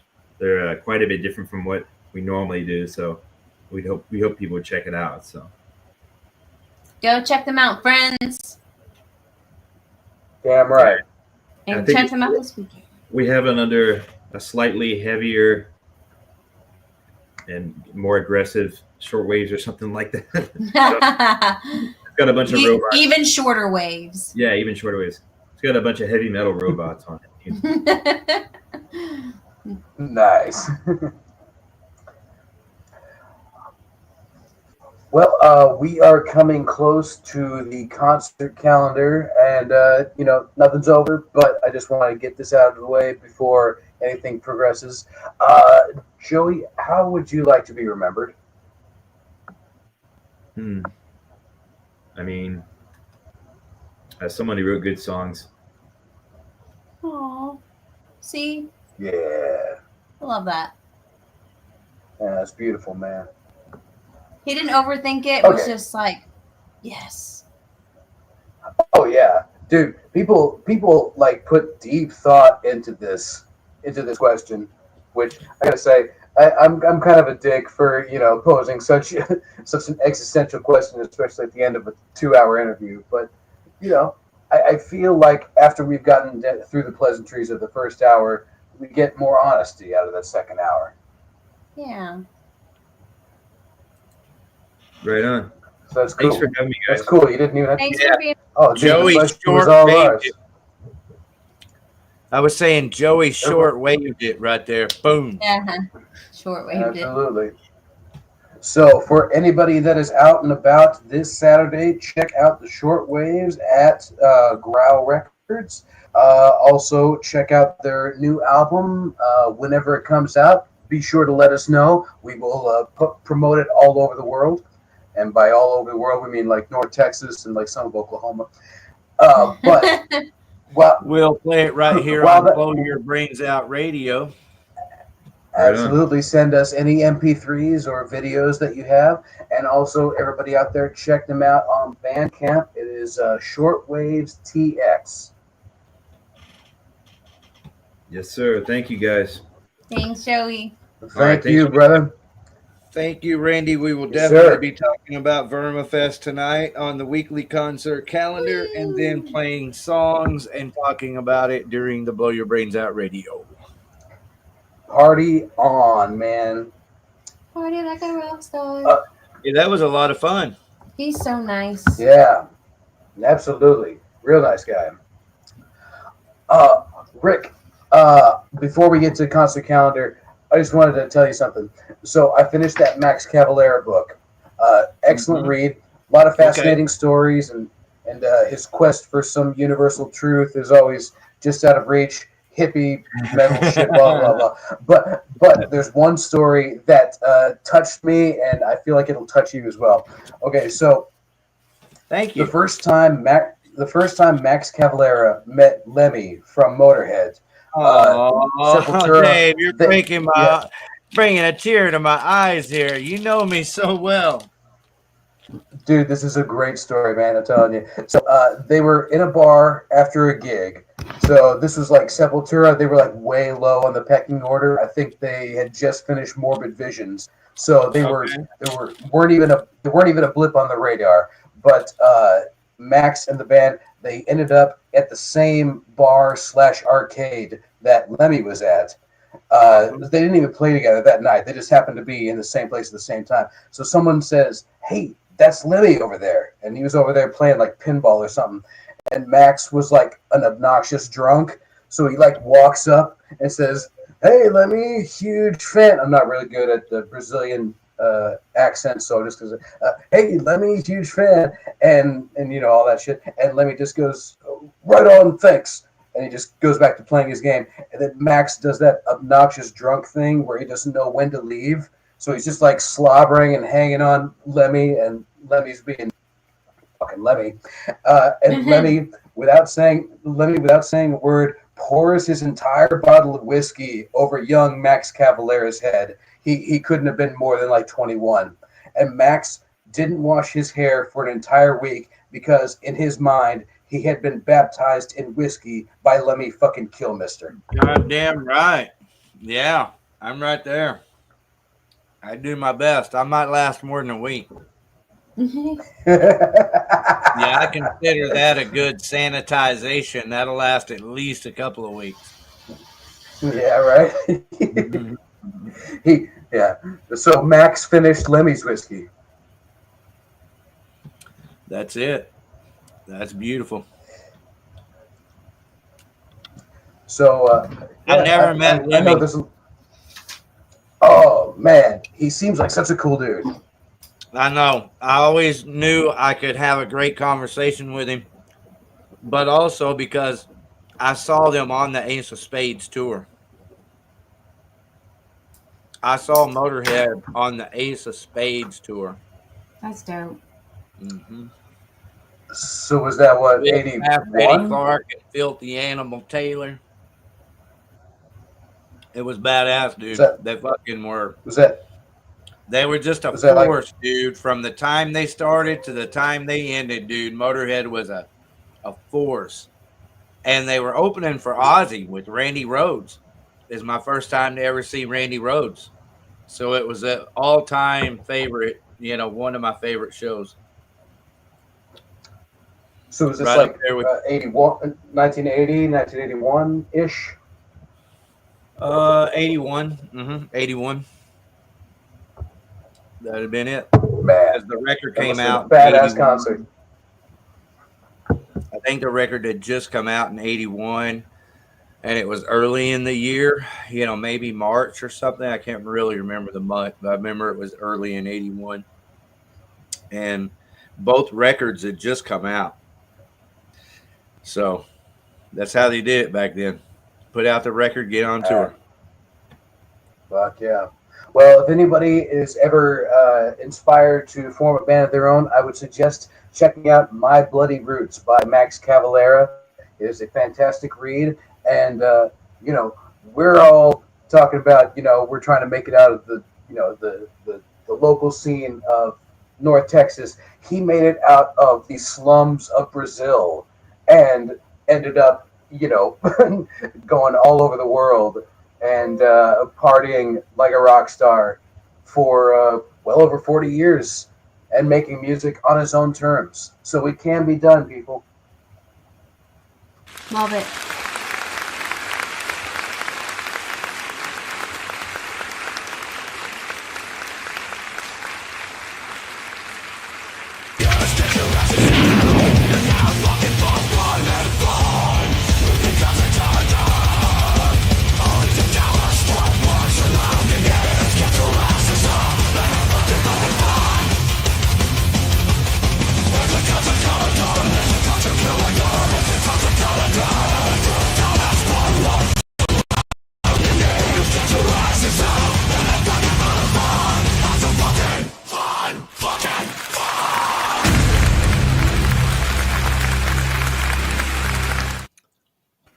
right. Get your asses out and have some fucking fun Let's do it. this weekend with the Shortwaves at Growl in Arlington, Texas. With Booth Along and Die with Worst Die Worst. and the Way Right. Down. Come early, stay late. Hey. Ooh, this one's gonna be a good one. Big show coming up at Trees. Big show. I mean, Is it Alton a Trees or Theater, a Halton? Halton. Alton Theater. Big April birthday 4th. show for Cindy Keith. Cindy Keith, happy birthday. Our friends in Coilback, Lou Morris. What's up, friend? Well, Okay. if all goes well, he might be here in a little while to introduce some songs. I have put together a song list officially, fellas. Ladies. Dude, I think we've had every one of those bands on the show, I think. We have. That's cool. Isn't that cool? That is so cool. Thank you to every one of you people who have supported us. Awaiting Abigail, Randy, Roy, all your support, man. Skull Press interview, Sepultura. Looky there. Hey, I'm glad I'm paying attention. Sometimes you got to slap me in the face. But Randy Roy did a Sepultura interview with shit. Yeah, in the Skull Press magazine. That's so awesome. So there you go, Yeah. Randy Roy. Let us know more. Tell me more. Tell me more. But no, really, seems like a cool dude, man. Everybody who are our viewers, like Hedonistic Punk Vatos, all the stuff that you do, Ray, is so important to us, man. Thank you so very much, man. And Days X too, I love it. Every fucking comment he makes is, badass, and it's just so cool to see him here. Wow, I missed Ozzy. Ozzy, we love you all. Was here, man. Ask Star to come do it. So he supports your idea there, Ariel. But yeah, thank you to all of you for supporting this show.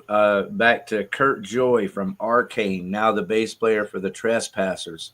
Thank you to each and every one of you, because it's all of y'all that, really are taking this show that we've been doing for fun. Y'all are all taking it to the next level. And speaking of next level, guys and gals, I think it's time to take it to the next level here on the weekly concert calendar with Yay! Yeah. What's up? Hey, everybody. Next Level Lou. Howdy. Lou, you should dye your hair purple. About your We show. can be twins. Oh, good Lord. A few I'll times grow I a tried to color beard this hair. too. It's a mess. What's up, everybody? Hi, friend. What up, man? I was just gonna say. Also on that flyer was Breeding Thorns. Yeah. Anybody out there, check out the episode that we did with Breeding Thorns. Those guys are funny as shit. Yeah, they are. Oh, yeah. Oh, yeah. Good people, too. I like those guys. So, what's the exciting news for this week?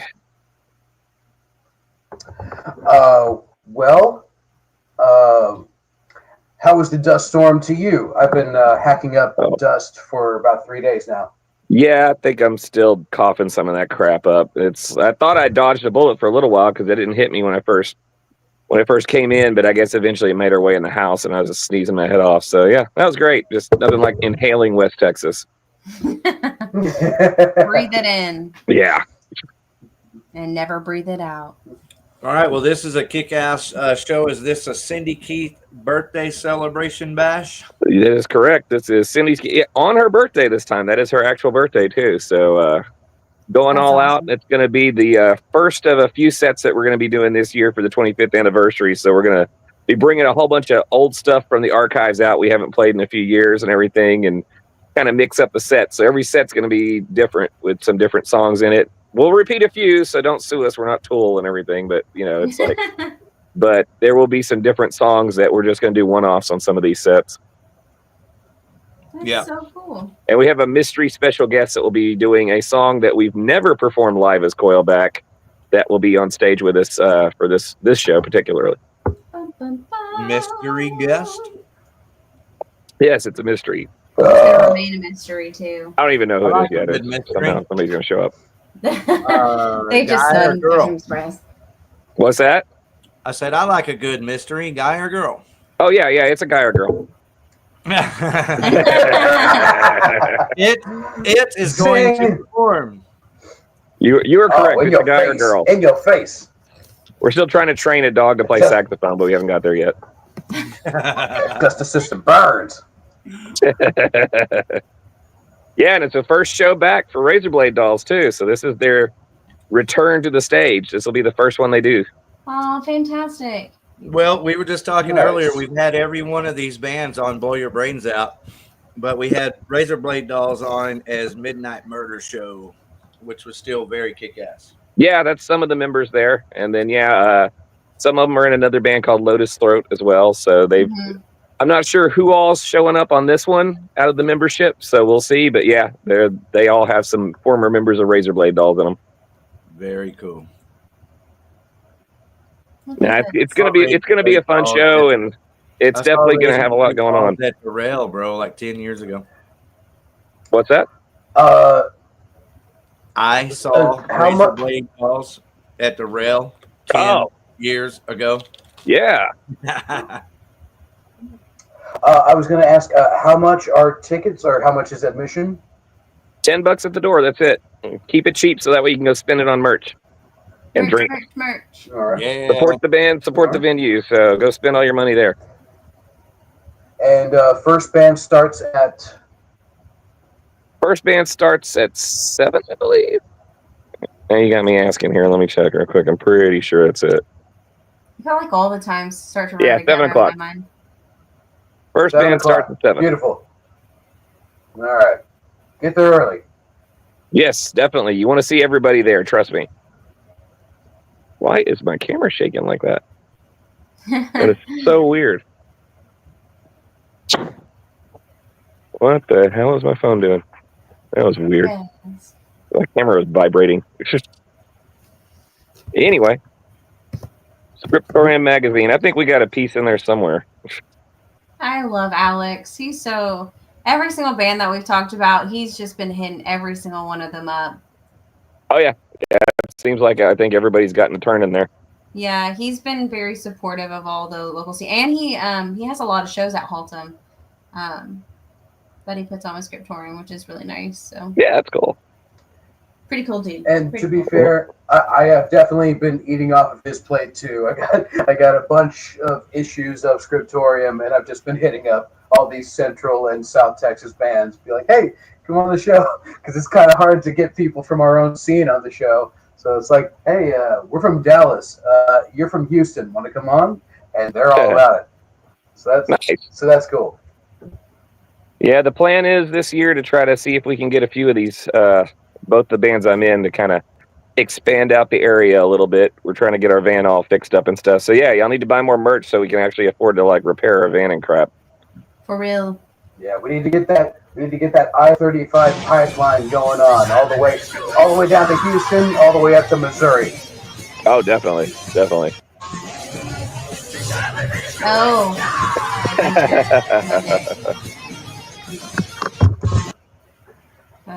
Thought that was perfect product placement. Yeah, there you go. Although that shirt does not look quite that green. Okay, so after April 4th, any other shows you guys have? Good stuff? Not that we're mentioning just yet. We're working on some stuff. Okay. Once again, we're trying to put some special ones together. So we're going to have some people that we either haven't played with in a while, or people we've never played with in a while, plus our usual friends and stuff on the bill. But for Coilback, we do have stuff coming, but we're not going to do a ton of them this year because we want to try to do big ones. Right. And then same thing. It's basically one of those that LSD, we got the Gene Simmons one coming up, and then we got some special ones we're working on too. I love that for you guys, because y'all come up, y'all worked really, really hard, and y'all are great at what y'all do live. So Oh, I'm thank very you. excited for what's to come.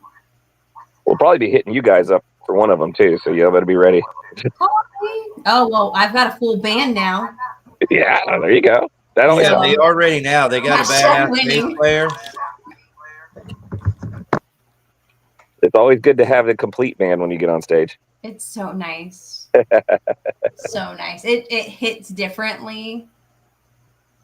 Let me tell Well, you. yeah, I mean, it's one of those. Yeah, you could go up there with just you and tracks, but it just doesn't quite have the same entertainment value. Oh God, no. And like the music, that bass hits you a little bit differently. Oh yeah. Good bass player makes all the difference. Word. Gotta get your bottom end out there in front of everybody. But What's this here going on at Binion? I know, I'm trying to see it. It's a little tiny. Real quick aside, for any guitarists out there, if you're looking to join a band, Fade the Ace is currently looking for a guitarist as well. So Nice. if you are in the new metal kind of mood, check out Fade the Ace. They're a fantastic band, and they're holding tryouts as we speak. Oh. And Lone Star Conspiracy is actually looking for a drummer. Speaking of people that need members, so if you beat on things, If you beat on things, drums, not people. Hey, do y'all Don't see beat on this people. show on the, well, if they make a good noise, so you can give it a shot. You beat on people in a percussive way, then give it a shot and see how it works out. Anybody know this If you band have a- here, Jess Eckstein and the Chaos Queens? No, that's new to me. No, but they sound fun. I like the name. Well, they're pretty persistent or smart because they sent me their song and just said, "Hey, we want to submit it." Oh, Well, there you go. Show, excellent. but the only way I can play it tonight because we already have it show scheduled a full hour, and I might add it to the end if I feel like it, but otherwise I'll play it next week from Their flyer makes me want Eckstein Skittles. and the Chaos Queens, but they're playing Binions. What about the flyer Miami makes you want Blues. Skittles? It's a rainbow. Oh, I can barely see it here. So, okay. Yeah, it's really small. That's why I'm reading it. Ah, The band is Grand Illusion, which is what's that drummer's name? Fred, Frank, Steve, Charles, Chuck, Badass drummer. Bill, Bob. G. I can't remember his name. I've known him forever. I feel bad that I'm brain farting right now. Anyway, so there's that. Thank you, Dylan Long, and whoever posted this here in the Blow Your Brains Out group page. Super appreciate it. That show is March 22nd. This week. Here's a torch show. Oh, we just had Elysium.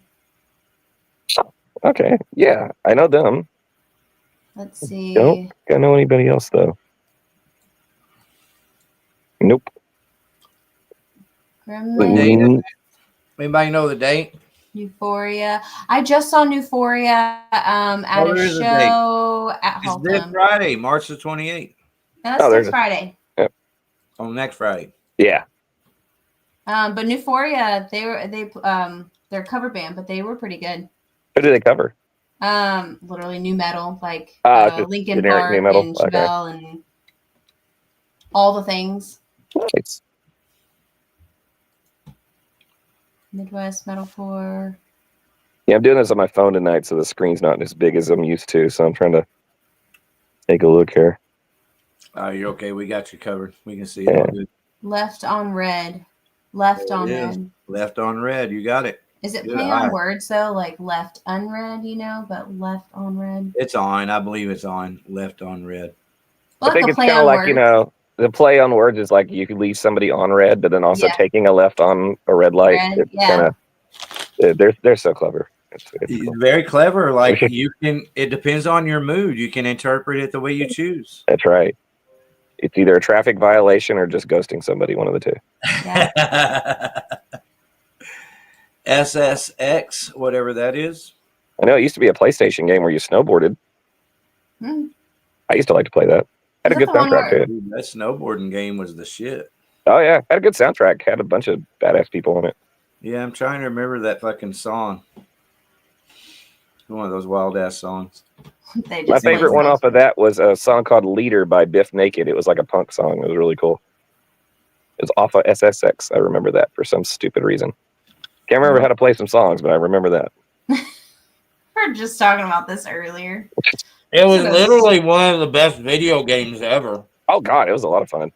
Because for the first time, you could actually navigate down a fucking hill of ice and jump over shit and do tricks and land, and you could actually do it, and it felt real. Yeah. The mechanics were real smooth on it. Mm-hmm. I played the hell out of that game. Now go back and play it. Oh God, I'd screw it all to hell now. It's like I can barely play my songs, much less another game now. It's like half these games I learned for like a week. If I leave for another week, I had to come back and relearn the whole damn thing. I don't play games. I own a lot of games. I very rarely play them, but I own a lot of games. It's always the intention that's going to happen, but This is gonna happen. yeah, one of these days I'm going to entertain myself, but nah. Now you're just busy entertaining other people. Yeah, I'm just everybody's entertainment bitch. But we love. Speaking of which, this show is this Friday. Speaking of bitches, at Haltom Theater, motherfuckers, get out there and have a good time. And thank you, Torch, for posting it in the Blow Your Brains Out group, because it really makes it easy on me when I work so hard. I've been working. The good news, I've been working really hard for the last couple of weeks. Nice. It was a great show. Last 4 weeks, actually, I did a killer texture last week, a ham trial texture. But Yeah. I'm done, so I'm taking the next few days off and relaxing. Busy's good. Busy is good. Yep, there's the Cindy flyer. Oh, the Cindy, violin Cindy, shredder has been added to the Cindy. show. Yep, Violin Shredder's going to start the show, so y'all got to get there early because he's badass. You got to check him out. Man, he's been popping up everywhere. He's It's on here for a little bit. Yeah, definitely. He's got some respect going. It's good. I mean, we caught him at trees, and it was really cool. He put on a fun show. He's so nice. He looks like he's a fun kid. Fun kid. But yeah, he's starting it all off, so y'all definitely want to get there early. Yeah, he came on with Hef from Vane. Yeah, I think he was playing that night with them. Mhm. But we had to go to a birthday show. We couldn't catch Vane's set, but we caught him when he opened the show there. So I've been out of town. Every time my friends have a show, it's not intentional, I swear. Mhm. But yeah, just I've been avoiding it. devastated. But I know, like, every time, anytime that I have, like, what little time I have, I try to make it out. Man.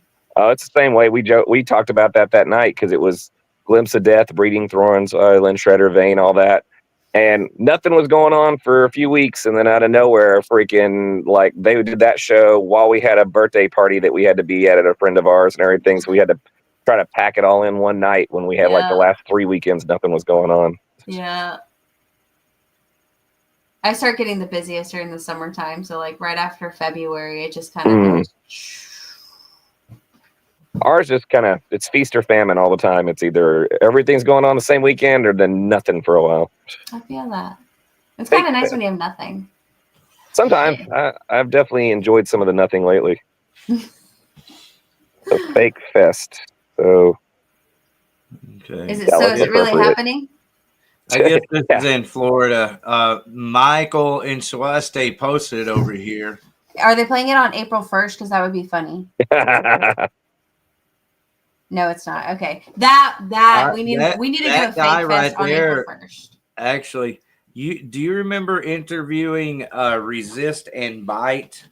And the singer came on. His name is Nathan something. Good old Anyway, Nathan. It's a good old Nathan. Yeah, good old Nate. He's the singer of Aerosmith, like, tribute band, and he dresses up like Steven Tyler and the whole 9 yards. Yeah, does he dress up like young Steven Tyler or like cool grandma Steven Tyler?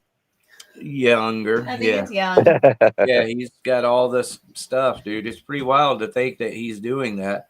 That's tough to sing. Me off because I like the band Resist and Bite so much that you know, I wanted them to have an opportunity to have a good tour and Yeah. put out a second record, damn it. Now, does his original band sound a lot like Aerosmith, or does he sing completely different? I'd say completely different in a way. He has a nice dude. If you ever get a chance, the band's called Resist and Bite. I love the record. It came out about 3, maybe 4 years ago, but 3 years ago. Okay. And the guitarist is Tommy Skiok from Tesla, the original. Oh, yeah. It's his band. And they brought this singer Nate in from he had been with George Lynch. So he wasn't just out of nowhere, and he already had the Aerosmith tribute going before he did Resist and Bite. Nice. And so not just the singing, but the guitar playing and the music style, the writing, everything. It's some of it sounds like Judas Priest, some of it sounds like Guns N' Roses, parts sound like a taste of Aerosmith for sure. They do an instrumental that takes me right back to Coast, Scorpions, from the Love Drive record. Oh, that sounds like a good mix. Dude, it's crazy how good they are. Very nice. But they couldn't keep it going. They're now defunct. Oh, it's tough. It's tough keeping a band going for a while. Yeah, right. I definitely had a lot of membership changes over the 25 years. Although this lineup, the guitar player and drummer at least, have been with me the longest out of anybody in Coilback, besides me. So it's one of those that had time to gel at least. So that's kind of cool. Well, this is pretty cool. We have a good show to promote here Saturday, March the 29th. So that's in 2 weeks. Yep. Havoc at the Haltom from the Tides with Hope Intact. Oh, $30. From the Tides was on with us last week, right? Not last week. The week or two before that, but yes, they were recently on. With Hope Intact is great. Alexis is great. She's a good singer. Yeah. They're going on like a little tour too, I think. Yeah, she's gonna be cruising around a bit. I would love to pick her brain on how that goes.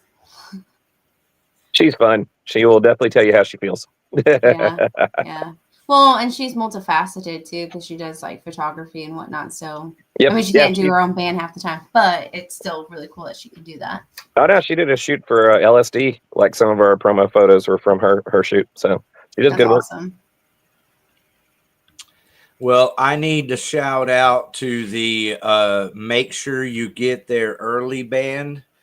My friend for many years, Josh Raines. He has a great band, and also another friend, Anthony, the drummer. Josh is the singer. Anthony's the drummer. That's Heart Check. Heart Check, okay. On this show. So good to see them out doing shows, and it looks like a good hardcore show, so they'll fit in great. They're a fucking killer hardcore band. And hit up those bands for the tickets, because I know with Hope Intact is selling some. So if you want to get the tickets, hit some of them bands up, because the pre-sales make a difference. It's definitely, it helps the bands a lot over just paying for it at the door. I know a lot of people are like, oh, I'll get it at the door. It's like, yeah, the bands, a lot of times the pre-sales will determine whether they play again or not. So hit the bands up for that. Thanks for saying that, Lou, because I don't know how many times I've had to tell people, I'm like, you have to do it. Yeah. And it sounds like you're begging, but at the same time, it's like, if you're going to go, make sure you do it. Yeah, please hit up the bands, because if you just play at the door, a lot of times they don't credit anybody for it. But if you come in going, hey, we sold out of our pre-sale tickets, then you know you're going to get booked again. So it definitely helps when you go straight through the bands. And a lot of the bands will waive fees and everything else, so it ends up being cheaper anyway. Yeah. So I recommend you contact Heart Check. Josh will probably deliver the tickets. He's done delivery for Jason's Deli for 10 years now. Hey, tickets and a sandwich, man. You can't beat that. But he's hot, dude. He came on the show, man. He's got it together, man. He's a really good guy. And then that's Anthony in the back, drummer. He grew up playing drums. You know, I know his parents. One of those kids. Yes, so they were very tolerant listening to him learn the drums as a young child. Well, when you love music, you know, I mean, like my son plays the drums and keyboards and beats on shit all the time. And, you know, I have one policy. I'm never Like I'm never bothered. There you go. Children cool. playing an instrument don't bother me.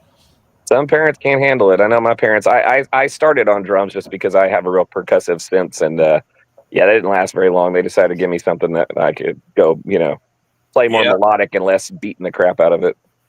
Me too, and that's probably why I have my attitude about it. I learned how to play "We're an American Band." Oh, good song.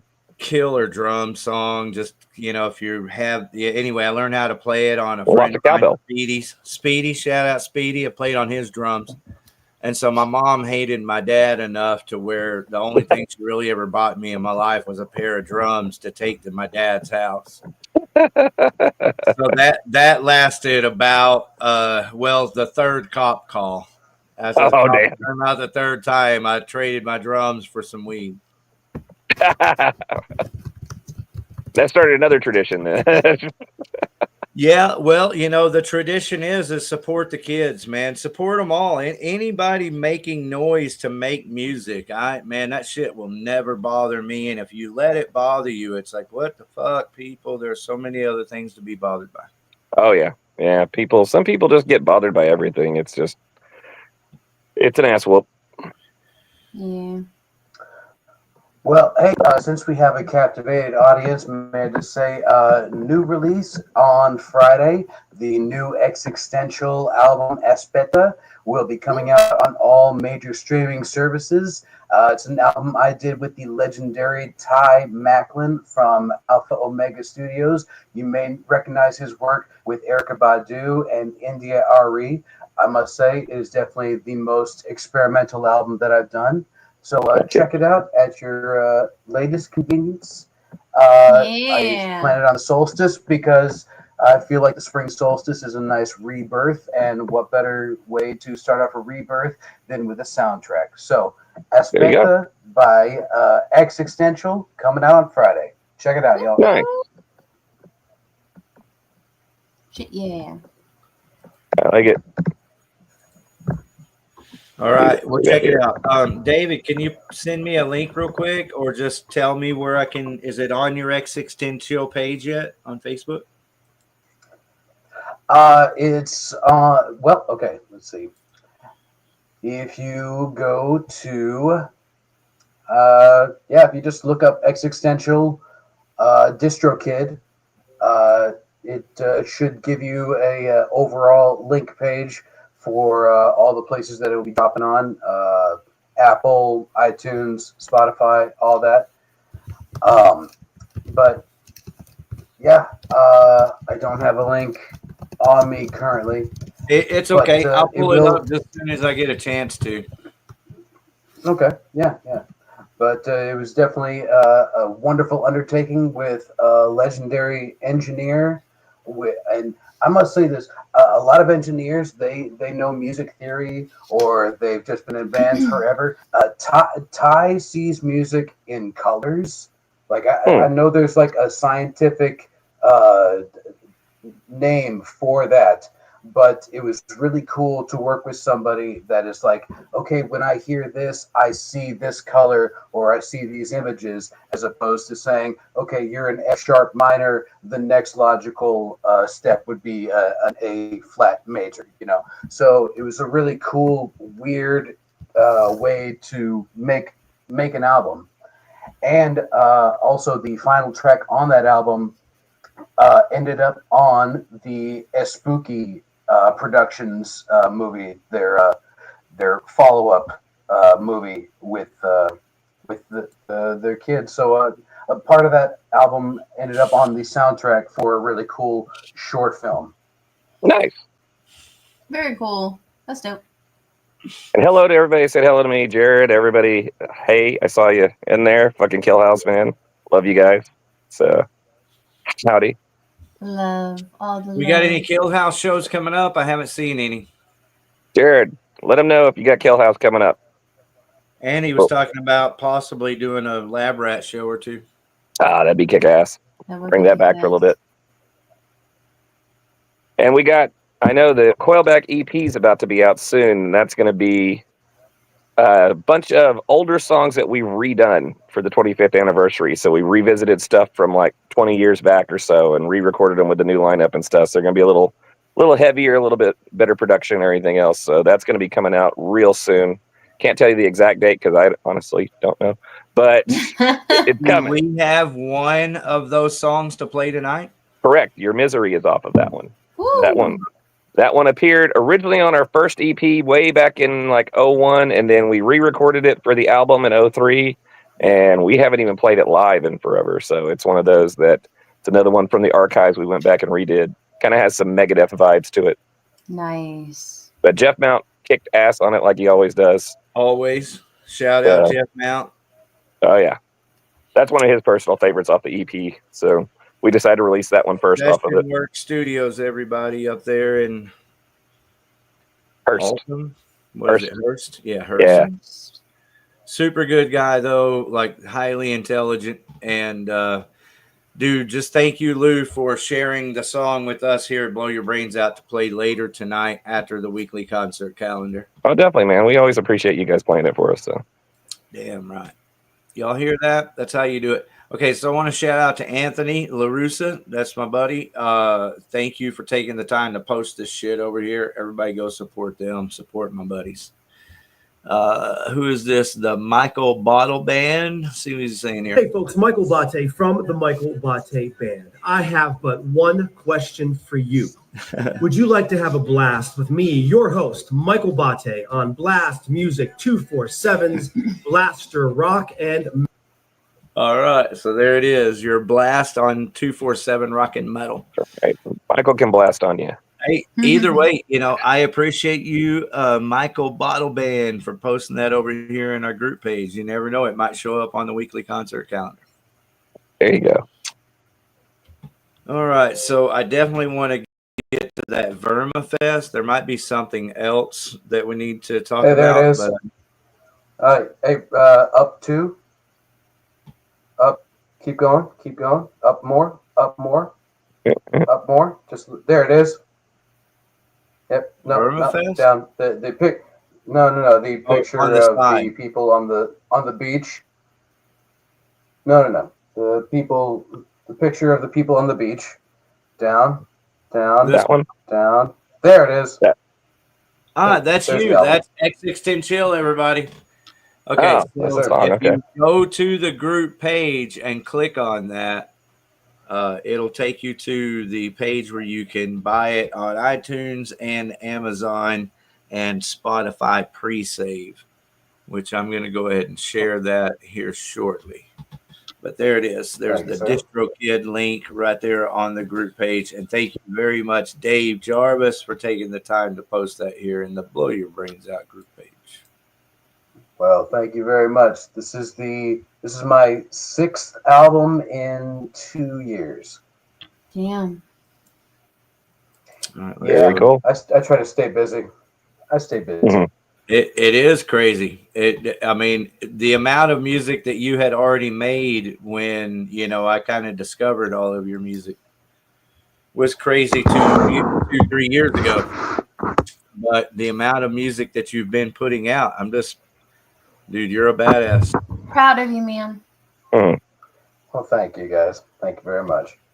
I just wanted to make a good soundtrack for your driving or your domino games.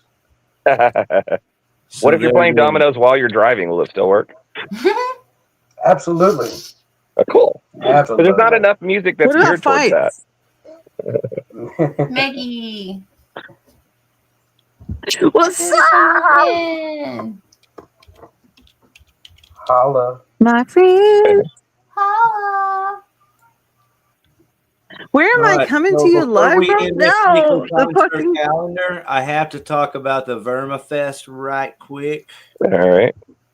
So let me hop over there to that. There it is.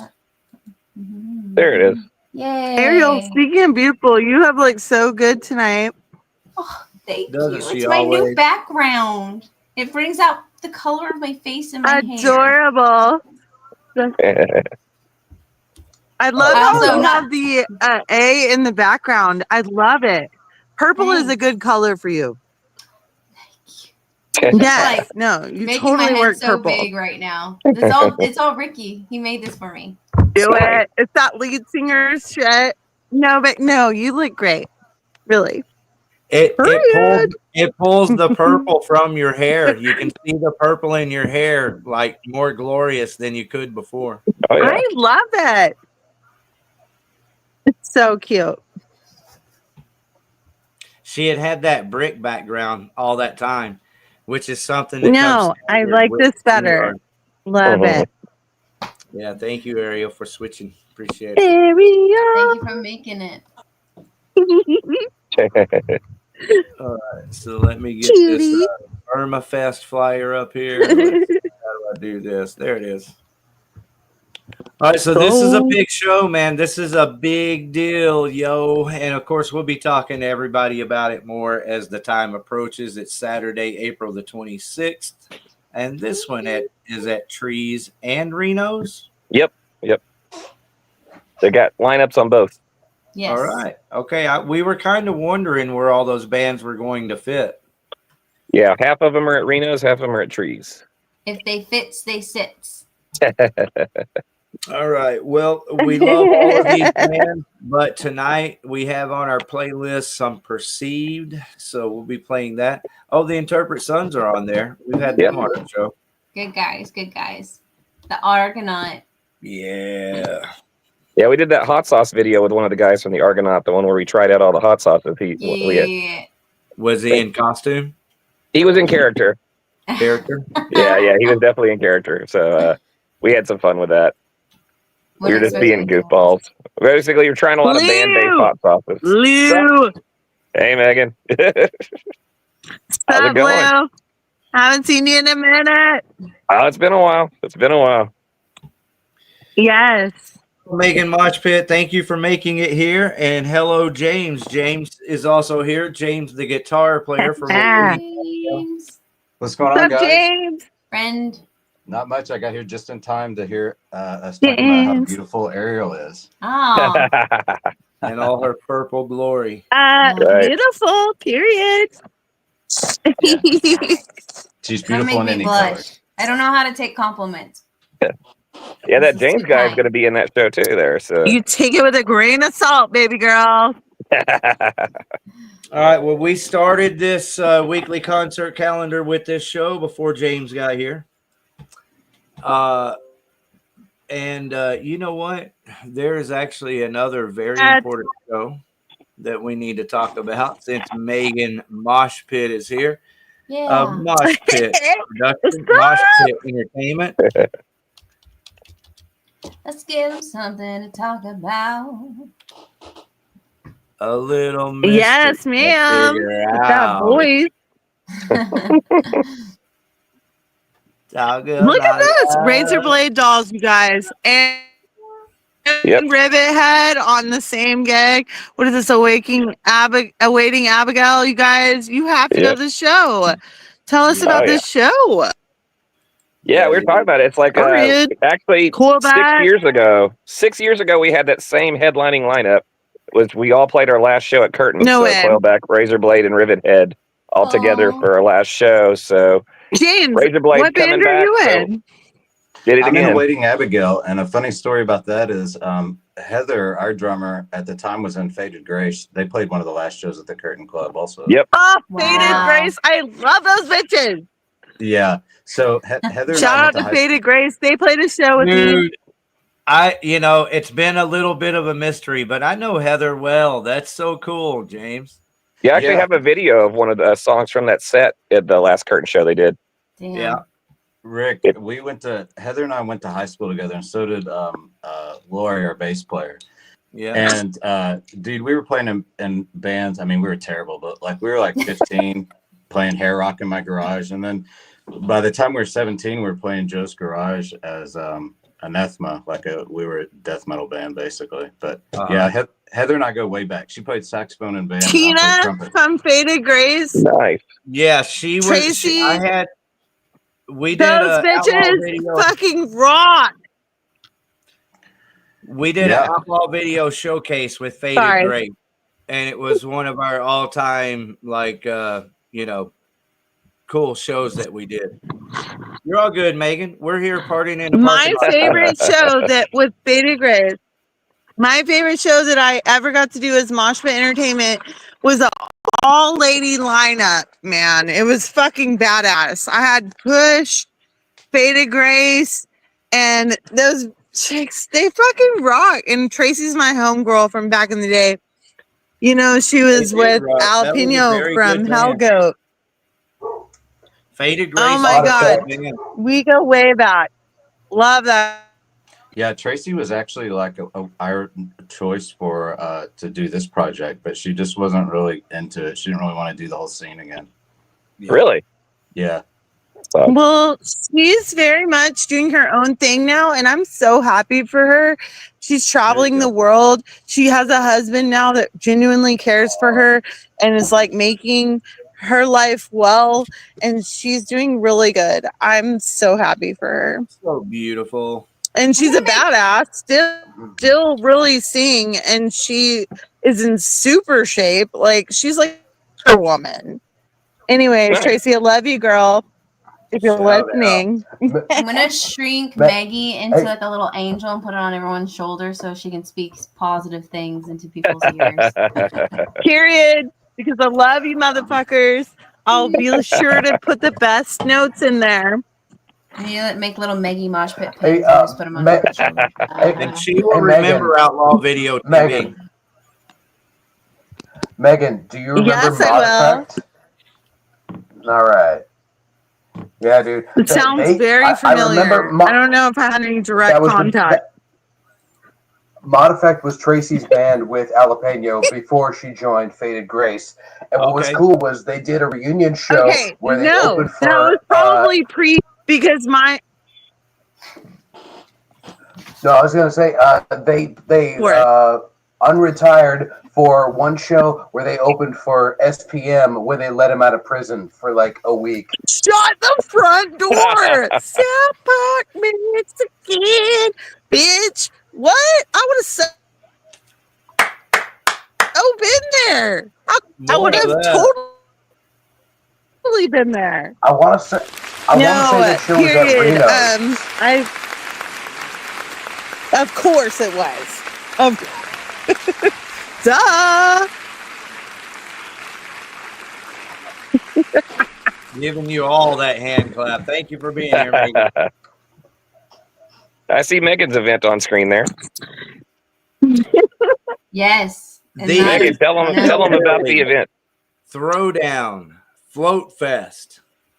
Which event? Oh, Hillary. Okay. This is our 5th year, you guys. We are fucking forming in the cold to lots. We have amazing vendors with cute stuff for ladies, and we're trying to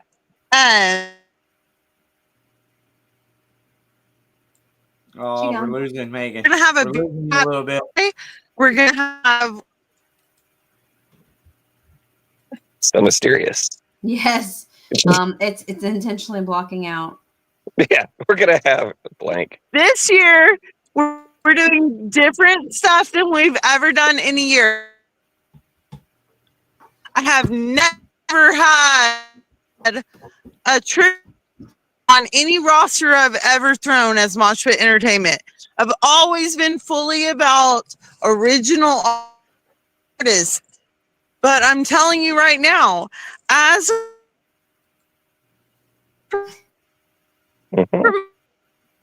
promoter, original artist.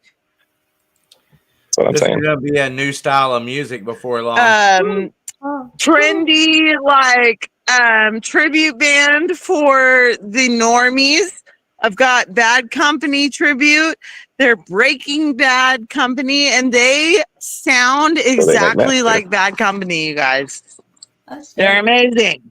So hopefully the normies will come out too, and we'll all have a great time. That sounds fun. It's just like the gym. All you gotta do is walk and it is very kid friendly. Literally, I will cut someone for a child. Like literally, It is kid friendly. It is family friendly. Like bring your grandma, bring your nephew, bring your auntie, bring like your youngest child, whatever. It will be family friendly. We have face painting. We have snow cones. We have bands all day long.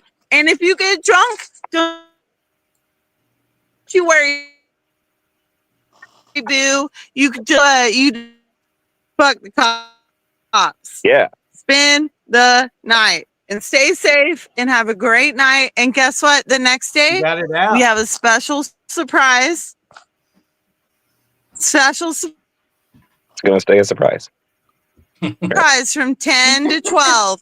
That I had to Not for long. Okay. But I am literally, we have great bands.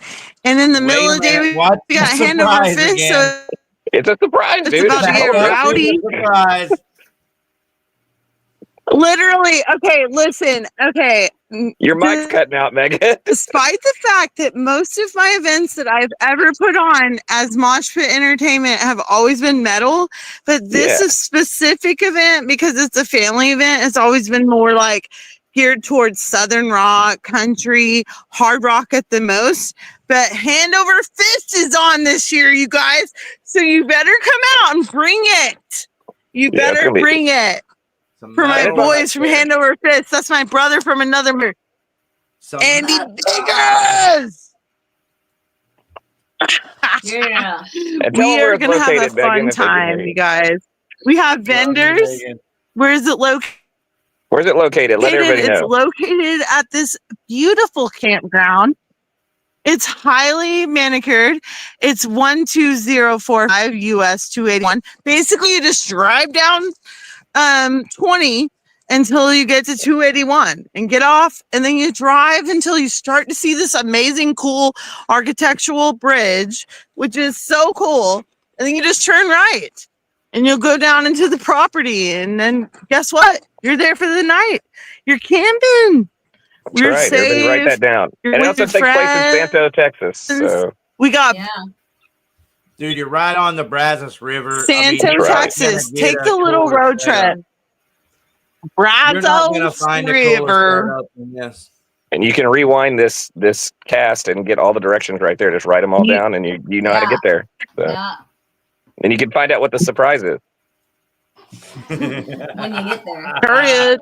No, literally. That's right. The next day. What? What about the surprise? And Papa Barbecue out that they have some amazing plates. They have Texas Twinkies. They got brisket. They got. Oh, they got that. Damn. Yeah. I have two. They got Post Malone. No, that's only chicken. He only does Kane's chicken now. Early mix. Got There's merch. There's vendors. There's food. You got snow cones, got possibly auto funnel voice correct. cakes.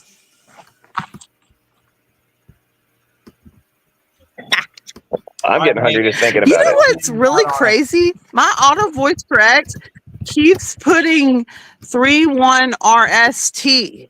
And I'm like, is that not correct? Because why is it doing that?